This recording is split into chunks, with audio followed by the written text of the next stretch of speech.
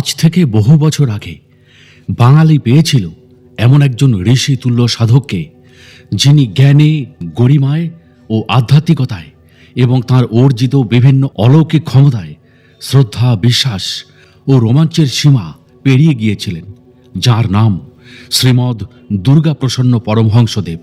তাঁর সাধন ও কর্মজীবনের প্রায় পুরোটাই ছিল অদ্ভুত নানা অলৌকিক ঘটনাতে ভরা। সাধারণ মানুষের কল্যাণে যিনি তার সাধনার ফসল দান করেছিলেন, শ্রীমৎ দুর্গাপ্রসন্ন পরমহংসদেবের সাধন রহস্যগুলি যদি আপনার কাছে অজানা থাকে, তবে এই ভিডিওটি শুধু আপনার জন্যই রইল।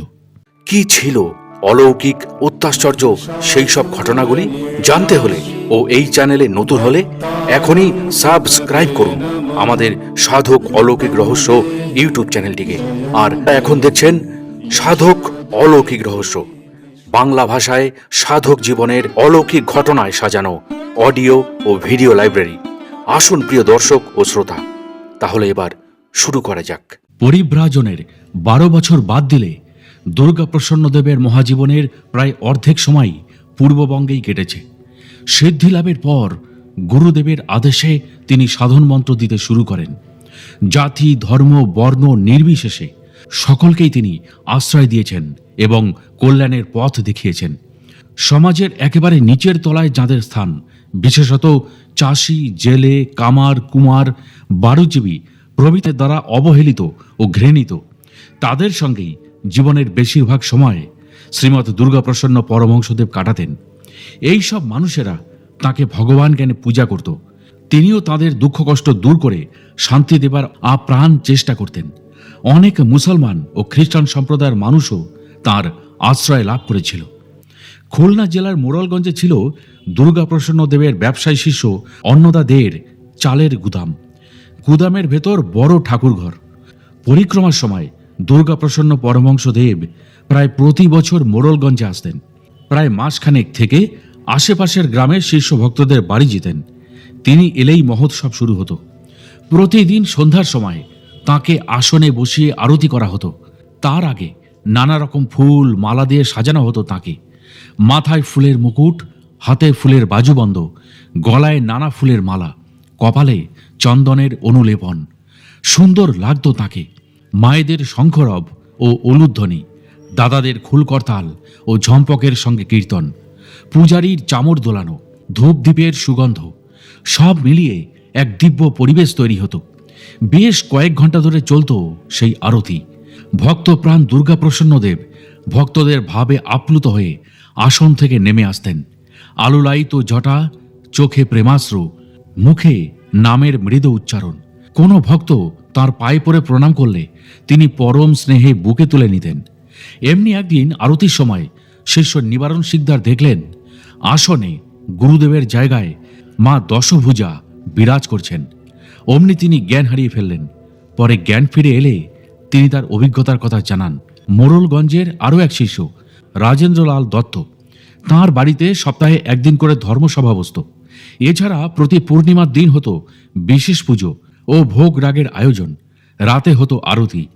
একবার ভোগ নিবেদন করে মন্দিরের দরজায় শিকল তুলে দেওয়া হলো। শুরু হলো ভোগারতি কীর্তন। প্রেমধ্বনি দিয়ে কীর্তন শেষ হলো। মন্দিরের দরজা খুলতে গিয়ে বোঝা গেল ভিতর থেকে বন্ধ করা, অথচ মন্দিরের পূজারী তখন বাইরেই ছিলেন। খবর ছড়িয়ে পড়ল। রাজাপুরে দুর্গাপ্রসন্ন দেবের কাছে খবর গেল। তিনি নির্দেশ পাঠালেন নাম বন্ধ যেন না হয়, যথাসময় দরজা আপনা থেকেই খুলে যাবে। সেই সময় অখণ্ড মহানাম চলতে লাগলো। 2 দিন 3 রাত পার হয়ে গেল। সকলে কীর্তনের আনন্দে মাতোয়ারা। তৃতীয় দিন রাতে হঠাৎ মন্দিরের দরজা আপনিই খুলে গেল।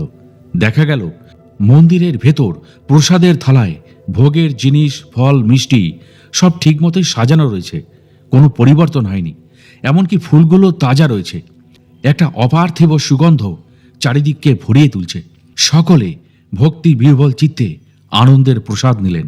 অন্নদাদের ঠাকুর ঘরে দুর্গাপ্রসন্ন দেব সকালে সাধন করতেন। সেই সময় প্রিয় শিষ্য বিনোদানন্দ রোজ তাকে থানকুনির পাতার রস সেবা করাতেন। একটি ছোট পাথর বাটিতে থানকুনি রস তৈরি করে দরজা সামান্য ফাঁক করে সাবধানে ভেতরে রেখে দিতেন। একদিন পাতা রসের বাটিটা ভেতরে রাখতে যাবেন, হঠাৎ বাতাসের দরজা একেবারে খুলে যায়। বিনোদানন্দ দেখলেন দুর্গাপ্রসন্নজির আসনটি ফাঁকা, ঠাকুর ঘরে তিনি কোথাও নেই। ঘাবড়ে গিয়ে তিনি তাড়াতাড়ি দরজা বন্ধ করে দেন। আরও কিছুক্ষণ পর দরজা একটু ফাঁক করে দেখলেন গুরুদেব দুর্গাপ্রসন্নজি তার দেহটা সরু করে ঘরের পিছনে জানলার দুটো শিকের মাঝখান দিয়ে গলে ঘরে ঢুকে গেলেন। ঘরে ঢোকা মাত্রই তার দেহটি স্বাভাবিক অবস্থায় ফিরে এলো। তারপর আসনে বসেই তিনি বললেন, বিনোদ, যা দেখলে তা কাউকে বলো না, বললে তোমার ক্ষতি হতে পারে। শ্রীমৎ দুর্গাপ্রসন্ন পরমহংস দেবের অনিমা লঘিমা অষ্টসিদ্ধি করায়ত্ত ছিল। যোগবল ছিল অসাধারণ। দূরশ্রবণ, দূরদর্শন, আকাশ মার্গে ভ্রমণ, সূক্ষ্ম দেহ ধারণ, কায়ব্যূহ ধারণ, সূক্ষ্ম দেহে অন্য দেহে প্রবেশ করা, কোনো কিছুই তার অসাধ্য ছিল না। একবার রাজাপুরের পাশের গ্রাম থেকে এক শিষ্য এসে গুরু দুর্গাপ্রসন্ন দেবকে প্রণাম জানিয়ে বললেন, বাবা, এবার আপনি আমার বাসায় নবান্ন সেবা করবেন। তিনি রাজি হয়ে গেলেন, বললেন, বেশ, যথাসময়ে পৌঁছে যাব। ঠিক তার দু একদিন পরে অন্য গ্রামের এক শিষ্য এসে তাকে নবান্নের নিমন্ত্রণ জানালেন। তিনি তাকেও যাবেন বলে কথা দিলেন। এদিকে দুজনের বাড়িতেই একদিনে এক সময় যাওয়ার প্রস্তুতি তিনি নিয়ে ফেলেছেন। কথা যে রাখতেই হবে। সিদ্ধ যোগীর পক্ষে কোনো কাজই যে অসম্ভব নয়। যোগীবর দুর্গাপ্রসন্নদেব সংকল্প করলেন, এক দেহ থেকে তিনি দুই দেহ হবেন এবং দ্বিতীয় ভব। তার আপন কথায়, কিছু দূর গিয়া আমি দুইজন হইলাম এবং দুই বাড়িতে সেবা করে আবার ওই জায়গায় এসে এক হইলাম। অন্তরঙ্গ সেবক প্রশ্ন করেন, বাবা, আপনি সূক্ষ্ম দেহে গেছেন না এই দেহ নিয়েই দুই জায়গায় গেছেন? তিনি বললেন, দেহ নিয়েই গেছি, তবে সময়টা ঠিক রাখতে হয়। এসব কাজ করতে গেলে মৃত্যু হতে পারে। এর কিছুদিন পরে ওই দুই শিষ্যের একসঙ্গে দেখা হয়। দুজনেই দাবি করেন, এবছর গুরুদেব আমার বাড়িতে নবান্ন সেবা করেছেন। পরে তারা একসঙ্গে গুরুদেবের কাছে এসে ঘটনার সত্যতা জানতে চাইলেন। যোগীবর দুর্গাপ্রসন্ন দেব হেসে বললেন, দুজনেই আমাকে যেতে বলেছিলে, আমি তোমাদের দুজনের বাড়িতে গিয়েছিলাম। এক দেহকে বহু দেহে পরিণত করার ঘটনা আরও আছে। গৌড় নদীতে কুশিরাম বণিকের মায়ের শ্রাদ্ধানুষ্ঠান। তারা দুর্গাপ্রসন্ন দেবের চরণে ধরে প্রার্থনা জানান সেই অনুষ্ঠানে উপস্থিত থাকার জন্য। প্রিয় সন্তানদের সেই প্রার্থনা তিনি পূরণ করেন। মায়ের শ্রাদ্ধে তারা প্রায় 5,000 লোককে নিমন্ত্রণ করেছিলেন। একটা বড় মাঠ জুড়ে প্যান্ডেল করা হয় অতিথিদের আপ্যায়নের জন্য। প্রচুর খাবার দাবারের আয়োজনও করা হয়। গুরুদেব যথাসময় উপস্থিত। ঠাকুর ঘরে দুর্গাপ্রসন্ন দেবের বিশ্রামের ব্যবস্থা হলো। খাবার সময় হঠাৎ অতিথিরা দাবি করলেন, আমাদের সকলের একসঙ্গে বসে খাওয়ার ব্যবস্থা করতে হবে, না হলে আমরা কেউ খাবো না। কি অদ্ভুত আবদার! বণিক ভাই পড়লেন মহা মুশকিলে। তারা গুরুদেবের পায়ে পড়লেন, বাবা, নিমন্ত্রিতরা বলছে সকলকে একসঙ্গে বসে খাওয়াতে হবে, না হলে কেউ খাবে না। আমাদের প্রচুর খাবার জিনিস আছে, কিন্তু এত লোককে একসঙ্গে পরিবেশন করার মতো লোক যে আমার নেই। করুণাময় গুরুদেব বললেন, ঠিক আছে, আমি নিজে পরিবেশন করব। তোমরা সব লোকের আসন পাতো, সকলকে সেবায় বসতে বলো। আমি যখন যে খাবারটা চাইব তোমরা শুধু সেটি আমার হাতে তুলে দেবে। এরপরের ঘটনা হলো, দুর্গাপ্রসন্ন দেব এক দেহ থেকে বহু দেহ হলেন। নিমন্ত্রিতরা সকলেই দেখল গুরুদেব স্বয়ং নিজের হাতে তাদের সেবা করাচ্ছেন। তবে তারা প্রত্যেকেই একজন দুর্গাপ্রসন্ন দেবকেই দেখেছে। শুধুমাত্র বণিক দাদাই দেখেন তার বহুরূপ। সেবা পর্ব শান্তিতে মিটল। সকলে পেট পুড়ে খেয়ে সন্তুষ্ট হল। যোগীবর বিশ্রাম ঘরে বসে বণিক দাদাকে বললেন, যা দেখছো প্রকাশ করো না। দুর্গাপ্রসন্ন দেব নিত্যকর্ম অর্থাৎ আহ্নিক, জপ প্রভৃতি খুব নিষ্ঠার সঙ্গে করতেন। কোনো প্রতিকূল অবস্থায় তিনি নিত্যকর্ম থেকে বিরত হননি। একবার গুরু নিগমানন্দ তাকে আদেশ দিলেন, নাভি পর্যন্ত জলে নেমে জপ সন্ধ্যা করবে। একজন প্রাচীন শিষ্য গুরুদেবকে অর্থাৎ নিগমানন্দজিকে বিনীতভাবে জিজ্ঞাসা করলেন, বাবা, পরিব্রাজক হলে তো দুর্গাপ্রসন্নকে বিভিন্ন দেশ ঘুরতে হবে, যেখানে জল পাবে না সেখানে কি করবে? নিগমানন্দ গম্ভীরভাবে বললেন, যে দেশে জল নেই সেখানে যাবে না। আমার আদেশ আদেশই। গুরুবাক্য শিরোধার্য করে দুর্গাপ্রসন্নদেব ভোরে উঠে নাভি পর্যন্ত জলে দাঁড়িয়ে সন্ধ্যা আহ্নিক করতেন। প্রচণ্ড শীতেও তার কোনো ব্যতিক্রম হতো না। একবার রাজাপুর থেকে বরিশাল যাচ্ছিলেন। সিদ্ধ কাঠির কাছে আসতে তার সন্ধ্যা আহ্নিকের সময় হয়। তখন ভালো পুকুর বা জলাশয় পাওয়া গেল না। রাস্তার মাঝে মাঝে মাঝে ডোবা কেটে মাটি নিয়ে রাস্তায় ফেলা হয়েছে। সেই ডোবার জল পাওয়া গেল। দুর্গাপ্রসন্ন দেব একটা ডোবায় নেমে নিত্যকর্ম শুরু করলেন। জব শেষ করে যখন উঠলেন তখন দেখলেন একটা বড় জোঁক বাঁ পায়ের গোড়ালির ওপর জড়িয়ে রক্ত খাচ্ছে। মাঠে কয়েকজন চাষি কাজ করছিল। তারা এসে তাড়াতাড়ি একটা কাস্তে দিয়ে জোঁকটাকে পা থেকে ছাড়িয়ে দিল। তখন দুর্গাপ্রসন্ন দেবের পা থেকে গলগল করে রক্ত ঝরছে। তারা একটু তামাক দিয়ে ক্ষতস্থান বেঁধে দিলে রক্ত পড়া বন্ধ হলো। এই ঘটনার কথা তিনি তার গুরুভাইকেও জানান। তিনি গুরু নিগমানন্দকে ব্যাপারটা বললেন। তখন তিনি বললেন, জপ তপ ওইভাবেই চলবে, তবে আর কখনো এই রকম হবে না। তিনি একবার নলছিটি স্টেশন থেকে কাউখালি যাচ্ছেন। ভোরে স্টেশনে এসেছেন, স্টিমার ধরবেন। স্টিমার আসতে দেরি আছে। তিনি সকালবেলা জপ আহ্নিকে বসলেন। তারপর নিত্যপাঠ, গীতা পাঠ ইত্যাদি শুরু করলেন। তখন স্টেশনে স্টিমার এসে গেছে। সকলে ব্যস্ত হয়ে স্টিমারে উঠল। তিনি কিন্তু এক মনে গীতা পাঠ করছেন, কোনো ভ্রুক্ষেপই নেই। গীতা পাঠ শেষ হলে ধীরে সুস্থে স্টিমার ঘাটে এলেন। ততক্ষণে স্টিমারটা ঘাট ছেড়ে রওনা দিয়ে দিয়েছে। তিনি মাস্টারমশাইয়ের দিকে তাকালেন। মাস্টারমশাই লজ্জা পেলেন। এবার দুর্গাপ্রসন্ন দেব আঙুল তুলে নদীর দিকে তাকাতে ইশারা করলেন। তিনি দেখলেন স্টিমারটি আবার ঘাটের দিকেই ফিরে আসছে।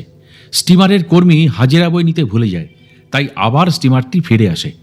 এবার তিনি স্টিমারে উঠলেন। স্টিমার চলল কাউখালী স্টেশনের দিকে। কাউখালীর দক্ষিণ দিকে চিড়াপাড়া গ্রাম। এখানে ব্রহ্মচারী ঠাকুরের কয়েক ঘর শিষ্য ছিলেন। তাদের একজন ধনকৃষ্ণ পাল। তিনি তার বাড়িতে উঠতেন। এক পূর্ণিমার দিন ধনকৃষ্ণের বাড়িতে কীর্তন হচ্ছে। গোসাই ঠাকুর অর্থাৎ দুর্গাপ্রসন্ন দেব ঘরে আসনে বসা, ধ্যানে মগ্ন। এমন সময় প্রতিবেশী এক বৃদ্ধ কীর্তন শুনতে এলেন। দেখলেন সাপের মতন কি একটা উঠান দিয়ে এসে ক্রমশ বারান্দার উপরে উঠছে। মাটির বারান্দা, খুব উঁচু করে গড়া। ওই বস্তুটা দালান বেয়ে উপরের দিকে উঠছে। বৃদ্ধ ভদ্রলোক বলে উঠলেন, ধনকৃষ্ণ, দেখো দেখি, কি যেন একটা তোমার বারান্দা বেয়ে উঠছে। সকলে দেখল একটা জপের মালা আপনা আপনি উপরে উঠে আসছে, নাকি কোনো অদৃশ্য হাত তাকে টেনে তুলছে। সকলে অবাক হলেন।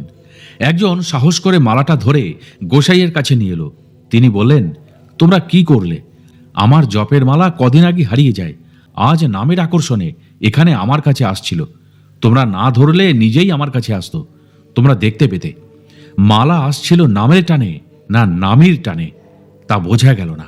ব্রহ্মচারী গোসাই অর্থাৎ দুর্গাপ্রসন্ন পরমহংসদেব মোড়লগঞ্জ থেকে নরসিংহপুরে আসতেন। নরসিংহপুরে তার পুরনো শিষ্য ছিলেন রামকৃষ্ণ বিশ্বাস। তাঁরা তিন ভাই, কালীকৃষ্ণ, রামকৃষ্ণ ও প্রাণকৃষ্ণ। তাঁরা 12 জীবী অবস্থাপন্ন ব্যবসায়ী পরিবার। রামকৃষ্ণ বিশ্বাস ছিলেন ব্রহ্মচারী গোসাইয়ের একজন বড় ভক্ত। তিনি নাম প্রচারে তাঁর সঙ্গে গ্রামে গ্রামে ঘুরতেন। তাঁর গুরুদর্শনের প্রথম দিনটা ছিল এই রকম। ব্যবসার কাজে রামকৃষ্ণ খুলনা যাচ্ছিলেন। হুলারহাট স্টেশন থেকে স্টিমারে উঠলেন ব্রহ্মচারী গোসাই। তিনি কাউখালী যাবেন। হঠাৎ পশ্চিম আকাশে কালো মেঘ ঘনিয়ে আসে। তারপর ঝড়। নৌকা চলছে মাঝ নদীতে। ঝড়ে উত্তাল হলো নদী। মোচার খোলার মতো দুলছে নৌকা। এই যায় যায় নৌকার আরোহীরা ত্রাহি ত্রাহি রব ছাড়ছে। মেয়েরা কান্না জুড়ে দিয়েছে। আর বুঝি রক্ষা নেই। এবার মুখ খুললেন ব্রহ্মচারী গোসাই দুর্গাপ্রসন্ন দেব। ভয় নেই, ভয় নেই, সকলে শান্ত হন, হরিনাম কীর্তন করুন, বিপদ কেটে যাবে। অমনি সকলে উচ্চ স্বরে হরিনাম করতে শুরু করলো। তখন গোসাই আকাশের দিকে মুখ তুলে লম্বা একটা ফুঁ দিলেন। কিছুক্ষণের মধ্যেই ঝড়ের তাণ্ডব কমে গেল। সকলে প্রাণে বাঁচল। গোসাইয়ের চরণে নিবেদন করল তাঁরা আন্তরিক কৃতজ্ঞতা। এর কিছুকাল পরেই রামকৃষ্ণ বিশ্বাস সস্ত্রীক দীক্ষা নেন পরমহংস দুর্গাপ্রসন্ন দেবের কাছে। দীক্ষা নেবার 1 বছর পর রামকৃষ্ণ দেবের মা মারা যান। তিনি মায়ের শ্রাদ্ধের আসরে উপস্থিত থাকার জন্য গুরুদেবের চরণে মিনতি জানালেন। তিনি রাজি হলেন। নির্দিষ্ট দিনে তিনি নরসিংহপুর এলেন। সঙ্গে ছিলেন সুধাংশু চক্রবর্তী, বিনোদানন্দ, সুরেন কর্মকার, রজনী কর্মকার, সিদ্ধ দাদা প্রমুখরা। রাতে বিশ্রামের আগে ব্রহ্মচারী ঠাকুর সকলকে নিয়ে বসলেন। পরের দিন কে কি কাজ করবেন সুন্দরভাবে বুঝিয়ে দিলেন।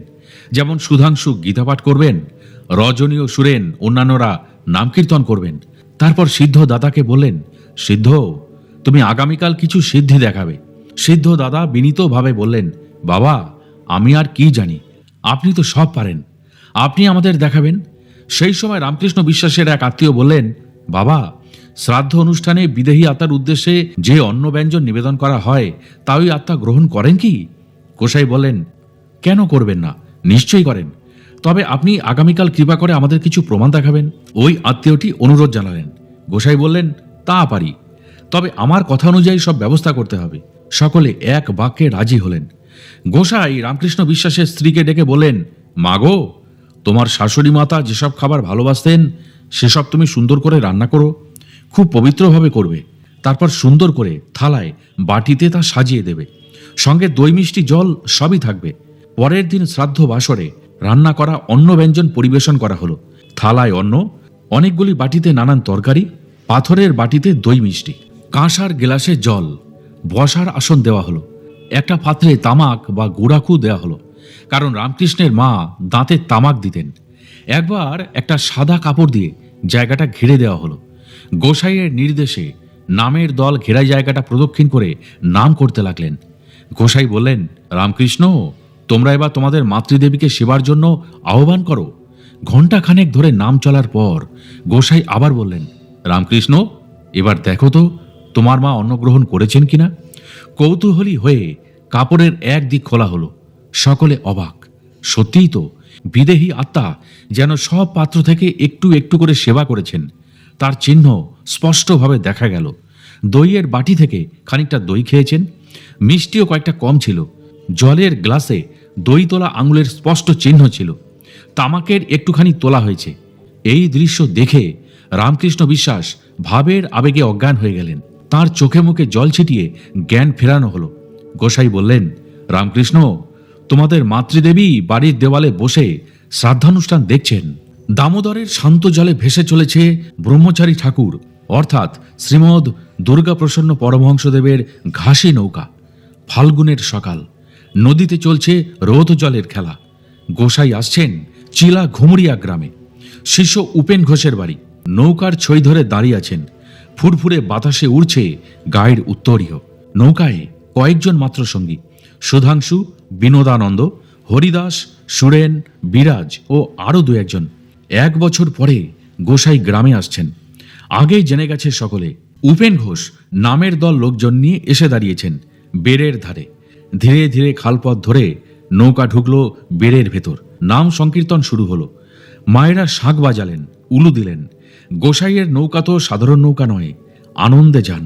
বেড়ের ধারে আসতেই একরাশ আনন্দ যেন উছলে পড়ল পাড়ের মানুষগুলোর চোখে মুখে। ব্রহ্মচারী গোসাই এসেছেন গ্রামে। শুরু হবে মহোৎসব, বসবে নামের হাট, লুট হবে আনন্দ। সাবধানে নৌকা থেকে নামলেন ব্রহ্মচারী গোসাই, অর্থাৎ পরমহংস দুর্গাপ্রসন্নদেব। উপেন ঘোষ সস্ত্রীক সাষ্টাঙ্গে প্রণাম করলেন। গোসাই তাকে বুকে জড়িয়ে ধরলেন। মৃদু হেসে বললেন, উপেন, এবার কিন্তু তোমার ধানের গোলা শেষ না করে আমি যাচ্ছি না। বেশ তো বাবা, আমার কি পরম সৌভাগ্য। হোক না খালি, খালি না হলে ভরবেন কি করে। গোসাইয়ের জ্ঞানী শিষ্য উপেন ঘোষ, পেশায় প্রধান শিক্ষক, যুক্তিবাদী, প্রখর বুদ্ধিসম্পন্ন। তিনি গুরুদেবকে চিনতেন। রাজাপুরে একবার বাজিয়ে নিয়েছেন। আগে একবার মিথ্যা মামলায় ফেঁসে গেছিলেন, তখন গোসাই তাকে বাঁচিয়েছিলেন। কিন্তু সে কথা যাক, এখন তিনি গোসাইয়ের ভক্ত, তার সন্তান। তিনি জানতেন গোসাইয়ের শ্রীগুরু ভগবান স্বয়ং এসেছেন সেই সচ্চিদানন্দের ঘর থেকেই। তাই গুরুই তার ইষ্ট, ইষ্টই গুরু। গ্রামে উপেন ঘোষের বিশাল সম্পত্তি, বিরাট বাড়ি দালান, জমি জমা, পুকুর, বাগান, 4-5টি ধানের গোলা, নৌকা। মোট কথা উপেন ঘোষের সচ্ছল সংসার। গোসাইয়ের জন্য তৈরি করেছেন নতুন ঠাকুরঘর। ঠাকুরঘরের সামনে দেওয়া হয়েছে বিরাট ছাপরা, অর্থাৎ টিনের প্যান্ডেল। কদিন ধরে মহোৎসব চলবে। গোসাই এসেছেন মানে উপেন ঘোষের সুদিন এলো। সব বাড়ন্ত, মাঠের ধান, জমির ফসল। এর প্রমাণ আগেও তিনি পেয়েছেন। আগে একবার গুরুদেব আসার সময় উপেন ঘোষ বাগানের সুপারি কেনার জন্য ব্যাপারী আসে। উপেন ঘোষ তাকে তখন বলেন, আমার গুরুদেব এসছেন, আমি ব্যস্ত আছি, আপনি মাসখানেক পরে আসুন। পরে যখন ব্যাপারী এলো তখন সুপারির দাম অনেক বেড়ে গেছে। ফলে সুপারি বেচে উপেন ঘোষের বাড়তি 6,000 টাকা লাভ হলো। তারপর গোসাই এলে 7-8 দিন ধরে দেদার খরচ করতেন, কোনো প্রকার কার্পণ্য করতেন না। মন্দিরের সামনে অষ্টপ্রহরব্যাপী নাম শুরু হলো। চারপাশের গ্রাম থেকে দলে দলে শিষ্য ভক্তরা আসছেন। ভক্তরা মহাভাবে গড়াগড়ি দিচ্ছেন কেউ কেউ। কেউ বা মাটি তুলে ধুলো নিয়ে গায়ে মাথায় মাখছেন। সকলে প্রসাদ নিচ্ছেন পেট পুড়ে। ক্রমে সন্ধ্যা নামে। এবার শুরু হবে সন্ধ্যা আরতি। উপেন ঘোষের উঠোনে লোকে লোকারণ্য। ফুল মালা চন্দন দিয়ে ব্রহ্মচারী গোসাইকে সাজিয়ে সিংহাসনে বসানো হয়েছে। শুরু হলো আরতি। খোল, করতাল, মৃদঙ্গ, কাঁসির সাথে মহানাম কীর্তন। ডে লাইটের আলোয়, ধূপদীপের সুগন্ধে অপূর্ব দিব্য আবহ। বহুদূর পর্যন্ত ভেসে যাচ্ছে নামের রেশ। দুই হাতে দুটো চামড় নিয়ে পূজারী নেচে নেচে গোসাইকে আরতি করছেন। আরতি শেষ হলে গোসাই সকলের মাথায় শান্তি আশীর্বাদ করলেন। ভোরবেলায় নিশা মঙ্গল শেষ হলো। গোসাইকে মধ্যমণি করে ভক্তরা চললেন নগর পরিক্রমায়। গ্রামের বাগান, পুকুর পাড় দিয়ে আঁকা বাঁকা পথ ধরে চলেছে কীর্তনের দল। ছোট ছোট ছেলেমেয়েরাও নেচে নেচে চলছে। মাঝে মাঝে ভক্তরা গোসাইকে বাড়ির ভেতর নিয়ে যাচ্ছেন, চরণ ধুয়ে দিচ্ছেন, কেউ দিচ্ছেন ফুলমালা। গোসাইয়ের ভক্ত সবাই। মুসলমান পরিবারের মানুষরাও কিন্তু পিছিয়ে নেই। ইনসান মিয়া, ইয়াকুব আলীরা ভাবেন আর চিন্তা নেই। গোসাই গ্রামে পা দিয়েছেন মানে চাষবাস ভালো হবেই, দূর হবে রোগ বালাই। ইয়াকুব গোসাইয়ের কাছে এসে বলল, আমার বাগানে সবরি কলা পেকেছে, দিলে নেবে তো গোসাই? আমি হাত দেব না, মন্টু দাসের হাতে পাঠাবো। গোসাই বললেন, মন্টু কেন? তুমি নিজে নিয়ে আসবে, আমি সেবায় লাগাবো। শিষ্য বাড়িতে এসেও গোসাইয়ের সেবাব্রতের বিরাম নেই। সকালে ওষুধপত্র, কবজ, তাবিজ দেওয়ার কাজ করতে নিয়মিত। হিন্দু মুসলমান নির্বিশেষে গ্রামের সব সম্প্রদায়ের মানুষ আসতেন তাঁর কাছে। সন্তানহীনা মুসলমান মহিলা গোসাইয়ের তাবিজ নিয়ে মা হয়েছেন। কৃতজ্ঞতা জানাতে স্বামী স্ত্রী দুজনেই এসছেন গোসাইয়ের কাছে। বলছেন, আমরা মুসলমান, তোমার সেবা করতে পারি না, কিছু দিলে নেবে? গোসাই হেসে বললেন, আমি হিন্দু মুসলমান দেখি না, শুধু মানুষ দেখি, কিছু দিলে নেব না কেন? তারপরেই সেই ভক্ত ঝুড়ি ভর্তি করে গোসাইয়ের উৎসবে চাল, ডাল, কলা, কচু, শশা, নারকোল দিয়ে গেল। চিলার কাছাকাছি মহেশপুর, ওদনকাটি, শিকারপুর প্রভৃতি গ্রাম। এই সব গ্রামের বেশিরভাগ মানুষ দরিদ্র, জেলে ও চাষি। যখন চাষবাস থাকে না তখন কয়েকজন মিলে নদীতে বাইল বেড় দিতে যায়। জোয়ারে বেড়ের মধ্যে মাছ ঢোকে। মাছ ধরে বাজারে বেচে কিছু পয়সা পায়। বাইল দিতে যাবার আগে তারা ব্রহ্মচারী গোসাইয়ের কাছে আসে তার আশীর্বাদ নিতে, বেশি মাছ পাওয়ার আশায়। আর আসত মুসলমান মাঝিরা। নদীতে মাছ ধরতে যাবার আগে গোসাইকে সেলাম দিয়ে বলতো, আমরা বড় গরিব, রোজগারপাতি কিছুই নেই, নদীতে মাছ ধরতে যাই, তুমি দয়া করে একটু দেখো। পরমহংস দুর্গাপ্রসন্ন দেব সান্ত্বনা দিয়ে বলতেন, যাও, এবার ভালোই পাবে। গোসাইয়ের কথা ফলত। নদীতে জাল ভর্তি মাছ ধরে মাঝিদের আনন্দ আর ধরে না। মনে মনে সকলেই গোসাইজিকে সেলাম জানায়। এই প্রসঙ্গে দুর্গাপ্রসন্ন দেবের কৃপা পাওয়া কয়েকজন মুসলমান ভক্তের কথা আপনাদের কাছে আজ বলবো। তাদের একজনের নাম ছিল নড়াই মাঝি। তার বাড়ি ছিল ফরিদপুর জেলায়। পরে সে বরিশালে চলে আসে। উজিরপুর বাটাজোর এলাকায় খেয়া পারাপার করত সে। পরিবার বলতে তার একমাত্র ছেলে। তাকে নিয়ে নৌকাতেই থাকত। নড়াই ছিল ভীষণ সৎ ও বিশ্বাসী। ব্রহ্মচারী গোসাই তার নৌকা ভাড়া করে বিভিন্ন গ্রামে ভ্রমণ করতেন। নড়াই মাঝির ছেলেটা ছিল রুগ্ন, অনেক চেষ্টা করেও সুস্থ হচ্ছিল না। তাই নড়াই মাঝির মন ছিল খারাপ। গোসাই সব শুনে ওষুধপত্র দিলেন। কিছুদিন পরে ছেলেটা সম্পূর্ণ সুস্থ হলো। নড়াই মাঝির কৃতজ্ঞতার অন্ত নেই। গোসাই নিশ্চয়ই মানুষ নন, আল্লাহ, পীর। নড়াই মাঝি একবার মসজিদে নামাজ পড়তে গিয়ে জ্ঞান হারালো। সারা রাত মসজিদেই পড়ে রইল, জ্ঞান আর আসলো না।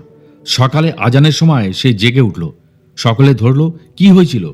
নড়াই বলল, সে কিছুই বলতে পারবে না, তবে কেবল রাজাপুরের ব্রহ্মচারীকেই সে দেখতে পেয়েছে সব সময়। নড়াই মাঝি ছিল ব্রহ্মচারীজির একান্ত ভক্ত। তার গুরু সিদ্ধি হয়েছিল। তার আরও একজন মুসলমান ভক্তের নাম জলেদ মিয়া। সে থাকত বরিশালের বিল্ল গ্রামে। তিনি একবার বিল্ল গ্রামে এসেছেন, এক শিষ্যের বাড়িতে আছেন। জলেদ তাকে দেখল, অমনি তার কেমন সেবা করার ইচ্ছা হলো।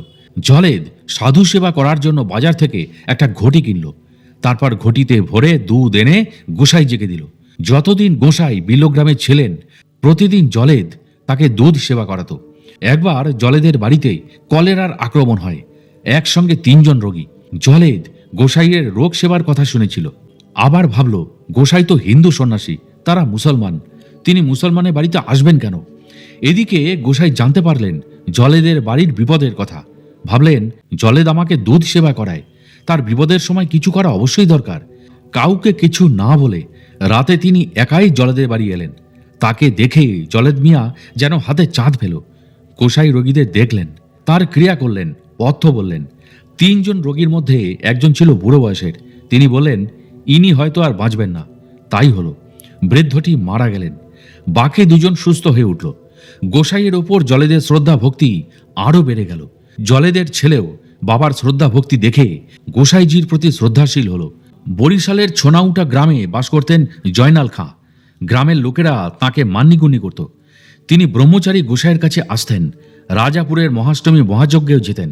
একবার ছোনাউটা গ্রামে তিনি দুর্গাপূজার সময় হিন্দুদের দুর্গাপূজার আয়োজন করতে বলেন। তিনি নিজে সব কাজকর্ম দেখাশোনা করার দায়িত্বও নিলেন। তার কথা মতো গ্রামে দুর্গাপূজা হলো। মহাষ্টমীর দিন ছোনাউটা আশ্রমে কীর্তনের ব্যবস্থা করা হলো। ব্রহ্মচারী গোসাই তখন কলকাতায় চলে এসেছেন। সেদিন রাতে জয়নাল খাঁ বাড়িতে আর ফিরলেন না। আশ্রমের কাছে একটা অশ্বত্থ গাছের তলায় শুয়ে রইলেন। মাঝ রাতে হঠাৎ খাঁ সাহেব জোরে চিৎকার করে উঠলেন। সকলে কারণ জানতে চাইলে তিনি বললেন, গোসাই এসে তার ডান কানে মন্ত্র দিয়ে গেলেন। সেই থেকেই খাঁ সাহেব ছোনাউটা আশ্রমের সঙ্গে যুক্ত ছিলেন। আশ্রমের সেবা পূজা অনুষ্ঠানের জন্য তিনি নিয়মিত সাহায্য করতেন। তার উদ্যোগে ছোনাউটা আশ্রমের পাশে একটা পাঠশালা প্রতিষ্ঠিত হয়েছিল। গোসাই পূর্ববঙ্গে অবস্থানকালে অনেক মুসলমান ভক্তকে দীক্ষাদান করলেও তারা কেউ ধর্মান্তরিত হননি। তারা স্বধর্মই অর্থাৎ ইসলাম ধর্মই পালন করতেন। গোসাই এবার বাংলায় চলে আসার পর তারা চিঠি ও প্রণামে পাঠিয়ে যোগাযোগ রাখতেন। কাউখালী কেন্দ্রীয় আশ্রমের কাছেই এক প্রতিপত্তিশালী মুসলমান ভক্ত থাকতেন। তিনি মাঝে মাঝে আশ্রমে আসতেন। তার ছিল পেটের রোগ। অনেক দিন ধরে পেটের ব্যথায় ভুগছিলেন। অনেক ডাক্তার হাকিম দেখিয়েছেন, রোগ তো সারেনি। একদিন আশ্রমে এসে তিনি দেখলেন ভক্তরা ব্রহ্মচারী গোসাইয়ের শ্রীপাদুকা স্নানের চরণামৃত শিশিতে ভরে নিয়ে যাচ্ছে। প্রশ্ন করে জানলেন, গোসাই বাবার চরণামৃতই মহৌষধ, তাতেই সব রোগের নিরাময় হয়। ভক্তরা তাই চরণামৃত নিয়ে যাচ্ছে। তবে কিনা বিশ্বাস চাই। কৌতূহলী হয়ে ওই ভক্ত পূজারীকে জিজ্ঞাসা করলেন, আমার পেটের ব্যামো, আমিও চরণামৃত খেলে সেরে যেতে পারি? পূজারী বললেন, বিশ্বাস করে নিয়ে গিয়ে সেবা করে দেখুন না। সেদিন থেকে তিনি পরপর কয়েকদিন চরণামৃত নিয়ে ভক্তি ভরে সেবা করলেন। তার পেটের ব্যথা একেবারেই সেরে গেল। এরপর রোজ স্নান করে তিনি চরণামৃত নিয়ে আসতেন। তিনি পরে আশ্রমে একটা দুধেল গরু দান করেছিলেন। সেই গাভীর দুধ ঠাকুরের সেবায় লাগানো হতো। এরপর এলো বাংলাদেশ মুক্তিযুদ্ধের সময়। 1970-71 সাল। পূর্ব পাকিস্তানে আগুন জ্বলছে। খান সেনাদের অত্যাচার চরমে উঠেছে। আর উদ্বাস্তু হয়ে পালিয়ে আসছে এপারেই অসংখ্য মানুষ। সীমান্তে শরণার্থী শিবিরে লোক ভর্তি। হাজার হাজার নরনারী, বুড়ো বুড়ি, ছেলে মেয়ে, ভয়ার্ত, ক্ষুধার্ত, শীর্ণ মুখগুলি অনিশ্চিত ভবিষ্যতের দিকে তাকিয়ে। ওপারে অবাধে চলছে অগ্নিসংযোগ, খুন, জখম, লুটতরাজ, আরও সব অনৈতিক কাজ। কালাপাহাড়দের তাণ্ডব। হিন্দুদের মঠ, মন্দির, আশ্রম একের পর এক ধূলিসাৎ করছে। এই সময় কিছু উগ্রবাদী মুসলমান কাউখালী আশ্রম ধ্বংস করতে আসে। তাদের হাতে শাবল, সরকি, মশাল। তখন এই প্রভাবশালী মুসলমান ভক্তটি রুখে দাঁড়ালেন, বললেন, এই আশ্রম হিন্দু মুসলমান সকলকেই সেবা করে। আমি জীবিত থাকতে এই আশ্রম ভাঙতে দেব না। ফলে উগ্রবাদীরা পিছু হটে। তারপর প্রশাসনিক স্তরে প্রভাব খাটিয়ে তিনি কাউখালী আশ্রমে মিলিটারি গার্ডের ব্যবস্থা করলেন। ফলে কাউখালী আশ্রমে আর কোনো ঝামেলাই হয়নি। বাংলাদেশে ব্রহ্মচারী ঠাকুরের মুসলমান শিষ্য ভক্তরা শুধুমাত্র যে তাঁর অনুগত ছিলেন তাই নয়, সেখানকার মঠ আশ্রমগুলির প্রতিষ্ঠা ও উন্নতির কাজেও তাদের যথেষ্ট ভূমিকা ছিল। আশ্রমগুলির উৎসবে প্রণামী দিতেন, নানা জিনিসপত্র পাঠাতেন, উৎসবে যোগ দিয়ে প্রসাদও নিতেন। রাজাপুর গ্রামে গোসাইয়ের জন্মভিটা দর্শন করতে গেলে এক মুসলমান বৃদ্ধের সঙ্গে পরবর্তীকালে আলাপ হয় লেখক অজয় কুমার ভান্ডারীর। তার নাম ছিল মোহাম্মদ দেনসে আলী। বয়স প্রায় 90-এর কোঠায়। তিনি তাকে ঘুরিয়ে ঘুরিয়ে সব দেখাচ্ছিলেন। কথায় কথায় তিনি বললেন, গোসাই আমাদের সকলের বাপ ছিলেন। আমাদের অসুখ বিসুখ হলে তিনিই দেখতেন, ওষুধপত্র দিতেন। তার বাগানে আমি কত কাজ করেছি। উৎসবের সময় অর্থাৎ মহাষ্টমী মহাযজ্ঞের সময় বাগান পরিষ্কার, ঘাস তোলা, আরও কত কি কাজ। প্রায় 1 মাস ধরেই কাজকর্ম চলত। উৎসবের প্রসাদও খেয়েছি পেট ভরে। রাজাপুর আশ্রম বাড়িতে ডাকাত পড়লে স্থানীয় মুসলমান ভক্তরাই দল বেঁধে এসে ডাকাতদের তাড়া করেছিল। ডাকাতরা তখন পালিয়ে গেলেও পরে দলের কয়েকজন ধরা পড়ে ও সাজা পায়। পিরোজপুর জেলার জলাবাড়ি গ্রাম। ব্রহ্মচারী গোসাই সাধারণত বর্ষাকালে এই গ্রামে আসতেন। এই অঞ্চলে তার শিষ্যদের মধ্যে ছিলেন জয়ন্ত বোস, ললিত গুহ, আশু বিশ্বাস, শ্রীকান্ত বিশ্বাস, নরেন দত্ত, নিবারণ পাল, রজনী কর্মকার আরও অনেকে। গোসাইজি এলে রজনী কর্মকারের বাড়িতেই উঠতেন। সেখান থেকে গ্রামের অন্যান্য শীর্ষ ভক্তদের বাড়িতে যেতেন। জমিদার বাড়ির কাছেই রজনী কর্মকারদের বাড়ি। রজনী অবস্থাপন্ন সোনার কারবারি। হাটে তার অনেক বড় সোনার দোকান। রজনীর সম্পত্তিও বিশাল। ঘর, বাড়ি, পুকুর, ফলের বাগান, কাঠ আর টিন দিয়ে তৈরি 4 চালা বড় ঠাকুর বাড়ি। গোসাইজি এলে এই ঠাকুর বাড়িতেই থাকতেন। 7-8 দিন ধরে চলত মহোৎসব।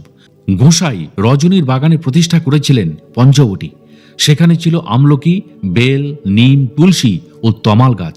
পঞ্চবটি প্রতিষ্ঠা করে গোসাই বললেন, শোনো রজনী, পঞ্চবটির মাহাত্ম্য তুলনা করা যায় না। এটি অতি পবিত্র স্থান।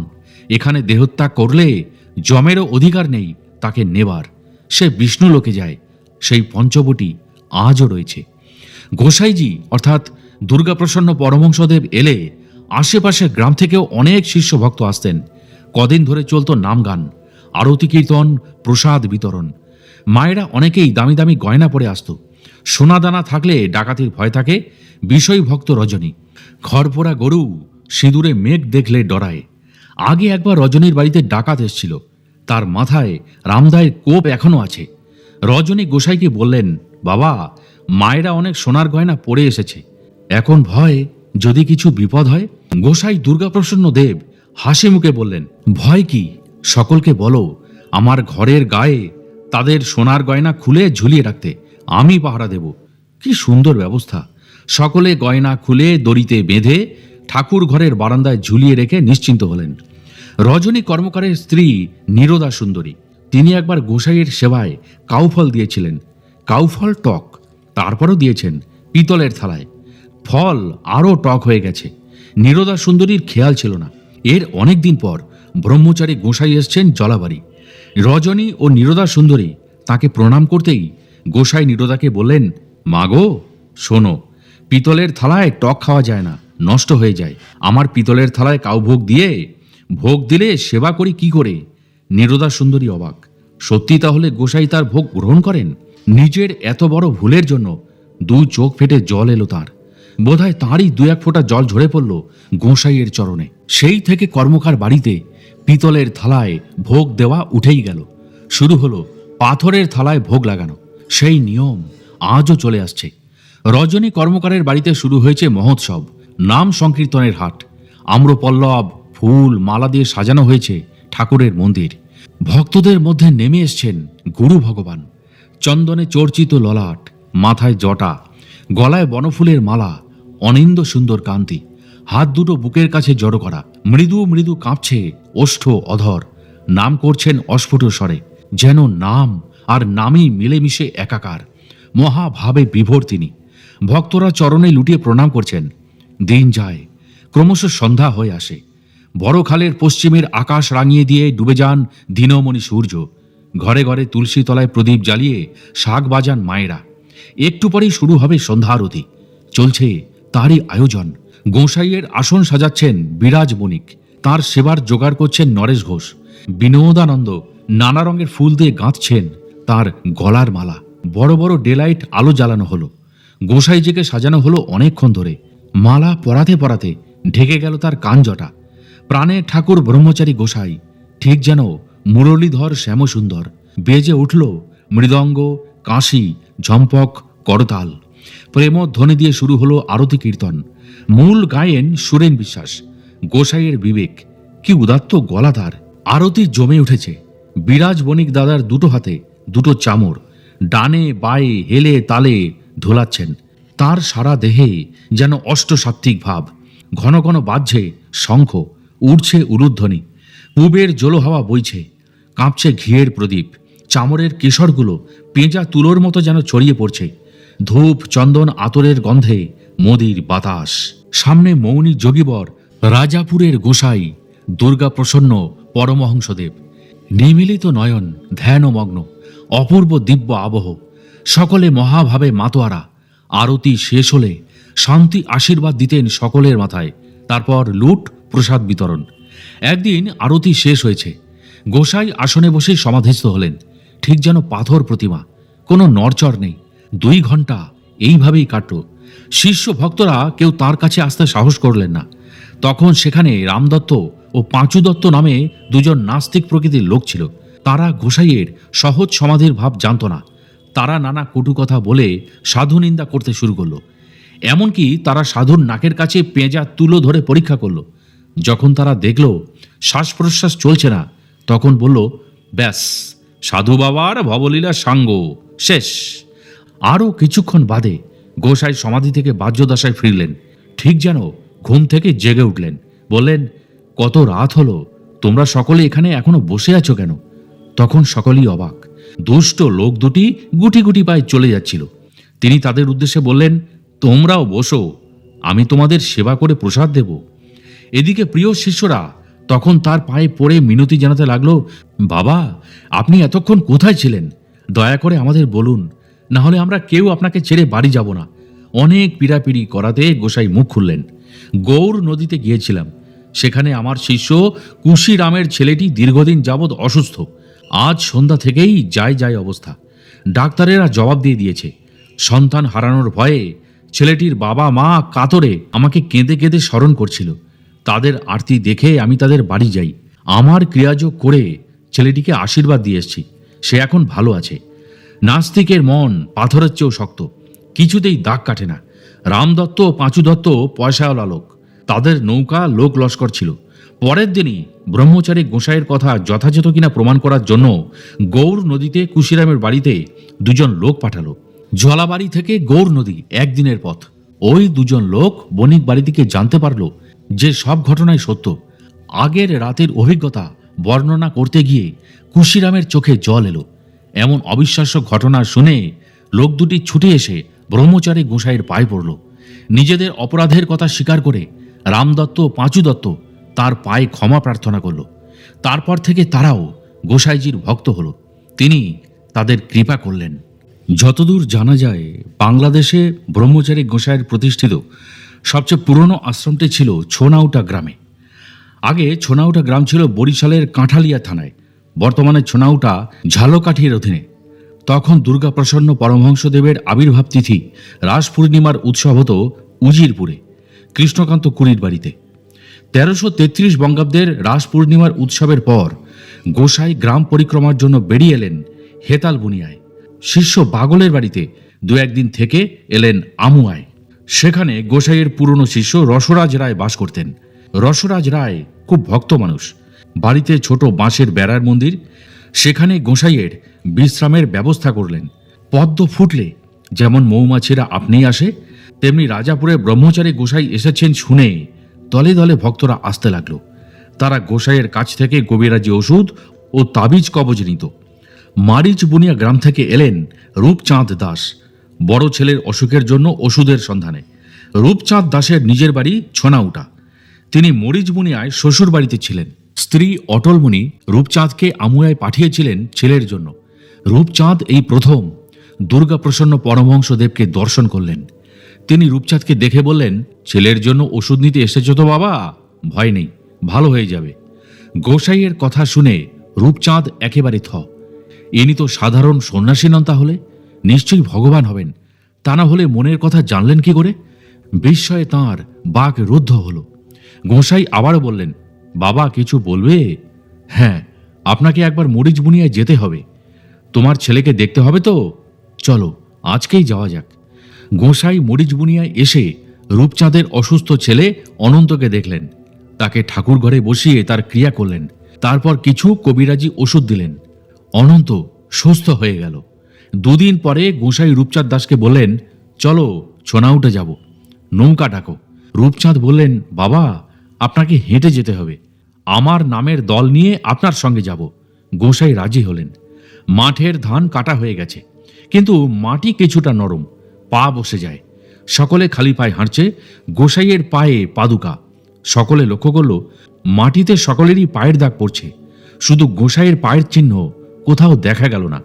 গরুর পায়ের চিহ্ন মারালে পাছে শিষ্যের অমঙ্গল হয়, তাই বুঝি দুর্গাপ্রসন্ন পরমহংসদেবের চরণ চিহ্ন পড়ল না। আরও বিস্ময়ের কথা হলো এই যে ছোনাউটায় এসে সকলেই পায়ের কাদা ধুলেন, কিন্তু ব্রহ্মচারী গোসাইয়ের পায়ের পাদুকায় কাদাই লাগেনি। ছোনাউটা গ্রামের অনেক মানুষ গোসাইয়ের কাছে সাধন নিলেন। এর কয়েকদিন পরেই গোসাই ছোনাউটায় আশ্রম প্রতিষ্ঠার কথা ঘোষণা করলেন। রূপচাঁদ দাসের বাড়িকে কেন্দ্র করেই আশ্রম হবে, আর পৌষ সংক্রান্তির দিন হবে গোসাইয়ের নবান্ন উৎসব। ছোনাউটার পুরনো শিষ্য শ্রদ্ধেয় ধীরেন্দ্রনাথ দাস বললেন, রাজাপুরের গোসাই নিজের হাতে আশ্রম জমির ঘাস তুলেছেন, আগাছা পরিষ্কার করেছেন, ছোট ছোট বাঁশ কেটে মন্দির তৈরি করেছেন। আমরা অনেকেই তার সঙ্গে কাজ করেছি। পৌষ সংক্রান্তির দিন ব্রহ্মচারী গোসাই নিজের হাতে মাটি খুঁড়ে মন্দিরের ভেতর একটা পিতলের ঘট বসালেন। তার উপর আম্রপল্লব একটা শীষওয়ালা কাঁচা ডাব বসিয়ে ফুল, চন্দন, বেলপাতা দিয়ে পুজো করলেন। ঘট প্রতিষ্ঠা করে বললেন, এই ঘট কেউ নাড়াবে না, কাত করবে না, নিত্য পুজো করবে। এই ঘটের জল সেবা করলে কৃষ্ণ ভক্তির উদয় হবে ও ভববন্ধন মোচন হবে। আরও বললেন, আমি যেখানেই থাকি না কেন নবান্নের উৎসবে ছোনাউটায় উপস্থিত থাকবই। আশ্রম প্রতিষ্ঠার পর থেকেই প্রতি বছর দুর্গাপ্রসন্ন পরমহংসদেব অর্থাৎ গোসাইজি নবান্ন উৎসবের কয়েকদিন আগে ছোনাউটায় আসতেন। নিজের হাতে নবান্ন তৈরি করে মন্দিরের বিগ্রহের সেবা পূজা করতেন। এপার বাংলায় চলে আসার পরেও ছোনাউটা আশ্রমের প্রতি ছিল তার সমান নজর। গোসাই নবান্নের উৎসবে প্রচুর লোক সমাগম হয়। নাম কীর্তন চলে 3 দিন ধরে। গোসাই নিজ মুখে ব্যক্ত করেছিলেন নবান্নে প্রসাদের মাহাত্ম্য। তার কথায়, নবান্নের প্রসাদ 7 দিনেও নষ্ট হয় না। অনেকে একটু করে প্রসাদ বাড়িতে নিয়ে যান। বর্তমানে উৎসবের অনুষ্ঠান আরও 2 দিন করে বাড়ানো হয়েছে। 2 দিন পদাবলী কীর্তনও করা হয়। দুর্গাপ্রসন্ন পরমহংসদেবের প্রতিষ্ঠা করা ঘট আজও আছে। নবান্নের আগের দিন নতুন গামছা ডুবিয়ে ঘাটের জল তুলে রাখা হয়। সেই পবিত্র জল সকলে মাথায় দেন। তারপর নতুন জল ঢেলে ঘট পূর্ণ করা হয়। এই ঘটের এমনই মাহাত্ম্য যে প্রতি বছর ঘটে যে ডাব বসানো হয়, বছরের শেষে তার থেকে গজ বেরিয়ে চারা গাছ হয়ে যায়, কচি পাতা গজায়। প্রতি বছর গ্রামের একজন ভক্ত চারাটি নিয়ে নিজের বাড়িতে লাগান। তাতে বাড়ির সব অমঙ্গল দূর হয়। আস্তে আস্তে শিষ্য ভক্তদের চেষ্টায় ও গোসাইয়ের আশীর্বাদে ছোনাউটা আশ্রমের অনেক উন্নতি ও শ্রীবৃদ্ধি ঘটে। এর মধ্যেই একদিন রূপচাঁদ দাসের ছোট ছেলে শচীন্দ্রনাথের বিয়ের দিন ঠিক হলো। তিনি গোসাইকে অনুরোধ জানালেন বিয়ের আসরে উপস্থিত থাকার জন্য। তার প্রার্থনা সম্মতি জানিয়ে গোসাই বললেন, বেশ, যাব, তবে বিশেষভাবে লক্ষ্য করলে তবেই আমায় দেখতে পাবে। রূপচাঁদ দাস তার ছোট ছেলের বিয়ের আসরে বসে গুরুদেবকে স্মরণ করছেন। গোসাই স্থূল দেহে সেখানে উপস্থিত হতে পারলেন না। সভাপতি রূপচাঁদ মনে খুব দুঃখ পেলেন। হঠাৎ দেখলেন ঠাকুর ঘরের পাশে যে কড়াই গাছ আছে তারই একটা ডালে বসে রয়েছেন ব্রহ্মচারী গোসাই। ঠিক যেন বংশীধারী শ্যামসুন্দর বসে আছেন তমালের ডালে। কি অপূর্ব ভুবন মোহন তার শ্রীমূর্তিখানি। তিনি স্মিত হাস্যে রূপচাঁদ দাসের দিকে তাকাচ্ছেন।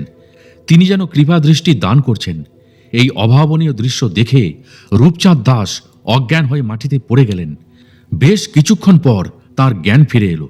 তিনি সকলকে তার গুরু দর্শনের কথা জানালেন। গোসাইয়ের উপস্থিতির সময় সকলে একটা দিব্য গন্ধ পেয়েছিলেন। এরপর রূপচাঁদ দাস ওই কড়াই গাছ কেটে গোসাইয়ের জন্য একটা সুন্দর সিংহাসন তৈরি করালেন। সেটি তার ঠাকুর ঘরে আছে। আরও একদিন রূপচাঁদের ঠাকুর ঘরে চৌকিতে ব্রহ্মচারী গোসাই বসে আছেন। নাম কীর্তন চলছে। বিছানায় তার মাথার ওপর গোটানো মশারি, অনেকটা চাঁদোয়ার মতো করে টাঙানো। তখন এমনই নিয়ম ছিল, গোসাই যে কদিন থাকবেন মশারির দড়ি খোলা হবে না।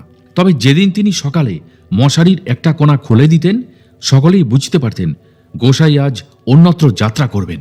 নাম চলছে। হঠাৎ তিনি মশারি ফেলে দিলেন। সবাই দেখলেন গোসাই মশারির মধ্যে বসে আছেন, আর তার চৌকিটা যেন নৌকার মতো দুলছে। আরও আধ ঘন্টা পর গোসাই মশারি তুলে বাইরে এলেন। সকলে দেখলেন তিনি বেশ পরিশ্রান্ত, সারা শরীরে বিন্দু বিন্দু ঘাম। একজন তালপাতার পাখা এনে বাতাস করতে লাগলেন। রূপচাঁদ দাস গোসাইয়ের চরণে মিনতি করে জানালেন, বাবা, আপনার কি হয়েছিল? এমন ঘামাচ্ছেন কেন?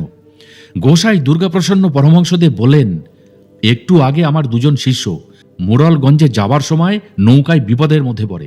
ভীষণ ঝড়ে নৌকায় জল উঠে পড়ে। নৌকা প্রায় ডোবে ডোবে। তখন তারা ব্যাকুল হয়ে আমায় ডাকতে থাকে। আমি তাদের রক্ষার উপায় করেছি। পরের দিন বিকেলে ঠাকুর ঘরের বারান্দায় তিনি বসে আছেন। শিষ্য ভক্তরা এসে প্রণাম করছেন, তিনি তাদের আশীর্বাদ দিচ্ছেন।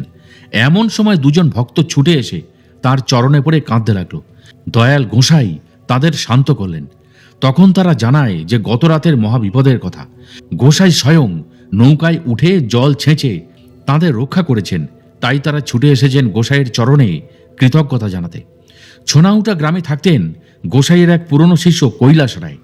কৈলাস দাদার কোনো সন্তান নেই, তাই মনে তার খুব কষ্ট। রসরাজ রায় ও আরও কয়েকজন গোসাইকে জানালেন কৈলাস দাদার দুঃখের কথা। তিনি একটি বিশেষ দিনে সকলকে জানালেন যে সেদিন সন্ধ্যার সময় আসনে বসে কৈলাস দাদার জন্য একটা তান্ত্রিক ক্রিয়া করবেন। সকলকেই ঘরের মধ্যে থাকার জন্য আদেশ দিলেন। গোসাই মন্দিরের ভিতর ধ্যানে বসেছেন, অনেকক্ষণ ধ্যান করলেন। তারপর আসনেই বললেন কৈলাসের মনোবাসনা পূর্ণ হবে। যথাসময় কৈলাস রায়ের একটা পুত্র সন্তান হলো। গোসাইয়ের পরামর্শ মতো শিশুর মঙ্গলের জন্য 16 প্রহর নাম কীর্তনের আয়োজন করা হলো। সেই দুদিন তিনি সেখানে একাসনে বসে জপ করেছেন, একবারও ওঠেননি। পিরোজপুর জেলার ডুমরিতলা গ্রাম, রাজাপুরের ব্রহ্মচারী গোসাই দুর্গাপ্রসন্ন পরমহংস দেব এখানেই প্রতিষ্ঠা করেন ডুমরিতলা আশ্রম। এই অঞ্চলে তিনি আসতেন দোলের আগে। ডুমরিতলায় তার প্রথম পদার্পণের দিনটা উল্লেখ করার মতো। খুব সকালে তিনি এসে গিয়েছেন, পেয়ারী দাসের খোঁজ করছেন। ঘটনাক্রমে পেয়ারী দাসের বিধবা বোন পুণ্যলক্ষ্মী তখন ঘাটে চাল ধুতে আসেন। তিনি পেয়ারী দাসকে খুঁজছেন শুনে ব্রহ্মচারীকে বললেন, ওই দিকে। বাড়ি না চেনানোর কারণ হলো পুণ্যলক্ষ্মী ভেবেছিলেন ব্রহ্মচারী বোধহয় যাত্রা দলে লোক হবেন। পেয়ারী দাস যাত্রা দলে বেহালা বাজাতেন, তাই লোকে তাকে বায়না করতে আসতো। পেয়ারী দাস বেশিরভাগ দিন যাত্রা দলের সঙ্গে বাইরেই কাটাতেন, তাই পুণ্যলক্ষ্মী তাকে ঘুরিয়ে দিলেন। এদিকে ব্রহ্মচারী গোসাই কয়েকটা বাড়ি ঘুরে আবার পেয়ারী দাসের বাড়ি এলেন। এসে বললেন, মা গো, এটাই তো পেয়ারী দাসের বাড়ি, আমাকে মিথ্যা কথা বললে কেন? তারপর তিনি পিতৃদেবের পরিচয় দিলেন। উমাচরণ চক্রবর্তীর নাম শুনে তিনি খুব লজ্জা পেলেন, কারণ পেয়ারী দাস ছিলেন উমাচরণের শিষ্য। এরপর থেকে প্রতি বছর 2-1 দুর্গাপ্রসন্ন দেব ডুমুরতলায় আসতেন। পেয়ারী দাসের অকাল মৃত্যুর পর তাঁর যাতায়াত আরও বেড়ে যায়। সেই সময় পেয়ারী দাসের বিধবা স্ত্রী সৌদামিনী ও পুণ্যলক্ষ্মী খুবই অভাব অনটনের মধ্যে পড়েন। বাড়িতে কোনো যোগ্য পুরুষ মানুষ না থাকায় প্রতিবেশীরাও তাদের সম্পত্তি গ্রাস করার চেষ্টা করে। জমি জমা ঘরবাড়ি রক্ষা করাই তাদের দায় হলো। তখন সৌদামিনীর মেয়ে সুরবালা খুবই ছোট। এই সময়ে প্রায় ভেসে যাওয়া পরিবারের দায়িত্ব নিয়েছিলেন রাজাপুরের ব্রহ্মচারী অর্থাৎ দুর্গাপ্রসন্ন পরমহংসদেব। জমির খাজনা না দিতে পারার জন্য বাস্তুভিটের জমির ওপর কোর্টের নোটিশ পড়ল, জমি নিলাম হবে। নির্দিষ্ট দিনে পিরোজপুর কোর্টে গিয়ে হাজির হলেন তিনি। নিলাম ডেকে পেয়ারী দাসের সম্পত্তি কিনে নিলেন। তারপর জমির কাগজপত্র পুণ্যলক্ষ্মীর হাতে তুলে দিলেন। বললেন, এই নাও পুণ্যমা, তোমাদের জমির দলিল, আর কেউ তোমাদের বাড়ি থেকে উঠিয়ে দিতে পারবে না। আশ্রিতরা আশ্বস্ত হলেন। পেয়ারী দাসের বাড়ি পরে সেন বাড়ি নামে পরিচিত হয়। তার কারণ হলো সুরবালার স্বামীর নাম ছিল যামিনী সেন। তিনি শ্বশুরবাড়ির একটা অংশ কিনে নিয়ে সেখানেই বাস করতে থাকেন। ফলে সুরবালাও বাপের বাড়িতেই থেকে গেলেন। সুরবালাকে ব্রহ্মচারী গোসাই সুন্দরী মা বলে রাখতেন। সুরবালাও ছিলেন প্রকৃতই সুন্দরী। ডুমরিতলায় এলে পুণ্যবাই তার সেবা যত্ন করতেন। তিনিও তাদের প্রতি খুব সন্তুষ্ট ছিলেন। সেন বাড়িতে তিনি নিজেই রান্না করতেন। এক মুঠো সোনা মুগ, একটা পেঁপে, কয়েকটা কচুর ডগা, 2-4টে থানকুনি পাতা একসঙ্গে করে সেদ্ধ করতেন। লবণ, তেল বা মশলা কিছুই ব্যবহার করতেন না। নিজে সামান্য সেবা করে বেশিরভাগটাই সকলকে প্রসাদ দিতেন। কি অপূর্ব সেই প্রসাদের স্বাদ! সুন্দরীমা জিজ্ঞাসা করতেন, বাবা, আপনি তো দেখি তেল মশলা কিছুই দেন না, তবু প্রসাদে এত স্বাদ হয় কি করে? কিন্তু গোসাইজি এসব কথার কোনো উত্তর না দিয়ে মিটিমিটি হাসতেন। সেন বাড়িতে তিনি দোল উৎসবের সূচনা করেছিলেন। বাড়ির সামনে একটা পুরনো বট গাছ ছিল, তার তলায় দোলমঞ্চ তৈরি করা হতো। খুব সুন্দর করে মঞ্চ সাজানো হতো। গ্রামের শিষ্য ভক্তরা মিলে নাম কীর্তন করতেন। তারপর হতো দোল উৎসব। সকলে মিলে আনন্দ করে খিচুড়ি মহাপ্রসাদ নিতেন। কয়েক বছর চলার পর একবার এসে দেখেন দোল উৎসবের কোনো আয়োজনই নেই। তিনি যামিনীকে ডেকে বললেন, তোমরা এবার দোল উৎসব করবে না? যামিনী সেন মাথা নিচু করে জবাব দিলেন, বাবা, এখন ডুমরিতলায় শিষ্য ভক্তদের সংখ্যা বেড়েছে ঠিকই, কিন্তু উৎসবের কাজে কেউ সহযোগিতা করতেই চায় না, তাই তেমন সাহস পাই না। তবে আপনি যেমন আদেশ করেন তাই হবে। বেশ, তবে একটা দোলমঞ্চ বানাও। ভগবানের ইচ্ছা হলে সবই ভালোভাবে হয়। আসলে যোগসিদ্ধ ব্রহ্মচারী গুরুর ইচ্ছাই তো ভগবানের ইচ্ছা। সে কথা আর আমরা কতটুকু জানি, মানি? চারিদিকে খবর চলে গেল, সেন বাড়িতে ব্রহ্মচারী গোসাই দুর্গাপ্রসন্ন পরমহংসদেব দোল উৎসব করছেন। বহু লোক আসলো, ধুমধাম সহকারে দোল পূর্ণিমার উৎসব হলো। এবার তিনি বললেন, সুন্দর মা শোনো, এইখানে আমি আশ্রম প্রতিষ্ঠা করব। এরপর নির্দিষ্ট দিনে ব্রহ্মচারী গোসাই সেন বাড়িতে মন্দিরের একটা যজ্ঞ করলেন। নিজের হাতে দুধ দিয়ে পায়েস তৈরি করলেন। সেই পায়েস মন্দিরের শ্রী বিগ্রহ রাধা মাধবকে উৎসর্গ করলেন।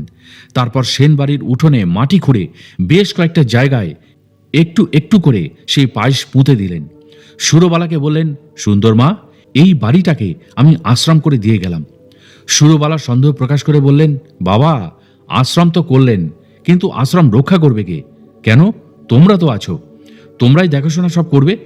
আশ্রমের দায়িত্ব সম্বন্ধে নিশ্চিত করার জন্য বললেন, শোনো, এই যে মন্ত্রপুত পায়েস আমি আশ্রমের ভিতরে প্রতিষ্ঠা করলাম, এখান থেকে 12 বছর পরে কেউ যদি মাটি খুঁড়ে পায়েস সন্ধান করে, তবে বুঝতে পারবে পায়েস তখনও গরম থাকবে। প্রথমে ডুমরিতলায় গোলপাতার ছাউনি দেওয়া ঠাকুরঘর ছিল। কাঠের খুঁটি, পাতা মাঝে মাঝে পাল্টাতে হতো। ক্রমশ গুরু ভাই ও ভক্তদের সংখ্যা বাড়তে থাকে। প্রতি মাসে প্রণামের ব্যবস্থা হলো। কাছাকাছি গ্রাম কুমারখালী, কদমতলা, রায়কাটি, লোহারকাটি প্রভৃতি এলাকায় শিষ্যরা সক্রিয় ভূমিকা গ্রহণ করলেন। ডুমরিতলা আশ্রমে পাকা দালান মন্দির হলো। তারপর হলো নাট মন্দির, যাত্রী নিবাস, নলকূপও প্রতিষ্ঠা হলো। দেশ স্বাধীন হবার কিছু আগে যামিনী সেন ডুমরিতলার পুরনো বাড়ি ভেঙে নতুন বাড়ি করার সংকল্প করলেন। ব্রহ্মচারী গোসাই উপস্থিত থেকে গৃহ সঞ্চার অনুষ্ঠান করেন। তিনি জানতেন আরও কিছুদিন পরে রক্তপাতের মধ্য দিয়ে পূর্ব পাকিস্তান স্বাধীনতা অর্জন করবে। তবু তিনি যামিনীর প্রতিষ্ঠা সফল করার জন্য আশীর্বাদ করেছিলেন, কারণ তিনি ভালো করেই জানতেন স্বাধীনতার সময় বহু মানুষ পূর্ব পাকিস্তান ছেড়ে ভারতে চলে আসবেন। তিনি নিজেও রাজাপুর ত্যাগ করবেন, কিন্তু সুন্দরী মা তার সন্তানদের নিয়ে ডুমরিতলাতেই থাকবেন। তাই তাদের বাসস্থানের প্রয়োজন। জন্মভূমি ত্যাগ করে কলকাতায় শ্রীগুরু আশ্রম প্রতিষ্ঠা করলেও ডুমরিতলা আশ্রম ও সেনবাড়ির প্রতি দুর্গাপ্রসন্ন পরমহংসদেবের সজাগ দৃষ্টি থাকত। একটা ঘটনা তার প্রমাণ। তখন গরমকাল, দুপুরবেলা সেনবাড়ির দক্ষিণ দিকে একটা বাড়িতে হঠাৎ আগুন লাগে। দক্ষিণের বাতাসে সেই আগুন দাউ দাউ করে জ্বলে উঠে ছড়াতে থাকে। আগুনের লেলিহান শিখা আকাশে উঠে সেনবাড়ির ওপর দিয়ে আম গাছ, নারকেল গাছ পোড়াতে লাগলো। সেই সময় সুন্দরী মা ছেলেদের ভাত খেতে দিচ্ছিলেন। সবাই আগুন আগুন বলে ছুটোছুটি শুরু করে দিল। প্রচুর ক্ষয়ক্ষতি হলো। একজন লোক আগুনে পুড়ে মারাও গেল। শুধু পূর্ণমার বাড়িটি অক্ষত রইল। এমন অলৌকিক ঘটনার অনেকেই সাক্ষী রইলেন। এই ঘটনার দুদিন পর ডুমরিতলার মহেন্দ্র শিকদার কলকাতায় নাকতলা আশ্রমে যান গুরু দর্শনের জন্য। করুণাময় দুর্গাপ্রসন্ন দেব তাকে বললেন, যাও ডুমরিতলা যামিনীর ছেলেকে বলবে ব্রহ্মার পুজো দিতে। কদিন আগে ওখানে অগ্নিকাণ্ড ঘটেছে, কিন্তু ওদের কোনো ক্ষতি হয়নি। বলা বাহুল্য, বিশ্বেশ্বর সেন অর্থাৎ যামিনী সেনের পুত্র তার নির্দেশে বাড়িতে ব্রহ্মপূজার আয়োজন করেছিলেন। ডুমরিতলা এলাকার বেশিরভাগ শিষ্যই ছিলেন বারুজীবী। তাদের ছিল পানের বরজ। একবার দুজন শিষ্য একসঙ্গে ব্রহ্মচারী গোসাইকে প্রণাম করে বললেন, বাবা, আমরা পানের বরজ করব, আপনি একটা ভালো দিন দেখে দিন। তিনি পাঁজি দেখে একটা দিন বলে দিলেন। তারপর রাজাপুরে চলে এলেন। 1 বছর পরে তিনি আবার ডুমরিতলায় এলেন। সেই দুজন শিষ্য এসেছেন। তিনি তাদের জিজ্ঞাসা করলেন, বাবারা, তোমাদের পানের বরজ কেমন হলো? একজন বললেন, বাবা, আপনার কৃপায় খুব ভালো পান হয়েছে। আর একজন দুঃখ প্রকাশ করে বলল, বাবা, বরজের পিছনে অনেক টাকা ব্যয় করলাম, সব নষ্ট হলো। ওই দিনটা বোধহয় ভালো ছিল না। গোসাইজি বলেন, কি করে জানলে যে ওই দিনটা ভালো ছিল না? আমি তো তোমাদের দুজনকেই পঞ্জিকা দেখে দিন ঠিক করে দিয়েছিলাম। ওর বরজ ভালো হলো আর তোমার বরজ নষ্ট হলো কেন? দ্বিতীয় শিষ্যটি বললেন, গুরুদেব, আমি বাড়িতে গিয়ে পঞ্জিকা দেখলাম, ওই দিনটা ভালো ছিল না। তখন আমি ভাবলাম গুরুদেব কিরকম দিন থেকে দিলেন, তবে কি ভালো দিন দেখে দেননি? ব্রহ্মচারী গোসাই বললেন, আমাকে জিজ্ঞাসা করলে, আবার বাড়ি গিয়ে পঞ্জিকাও দেখলে কেন? কোন দিন কি কাজের জন্য ভালো কি ভালো নয় সে তো তুমি জানো না। ওই দিনটি তোমার পান চাষের জন্য ভালোই ছিল, যাও এখন আর কি করবে? তিনি আরো বললেন, গুরুবাক্যে বিশ্বাস হারাতে নেই। গুরুবাক্যে বিশ্বাস করলে কি হয় আর বিশ্বাস হারালে কি হয় তাই সাধারণ ব্যাপারে বুঝে নাও।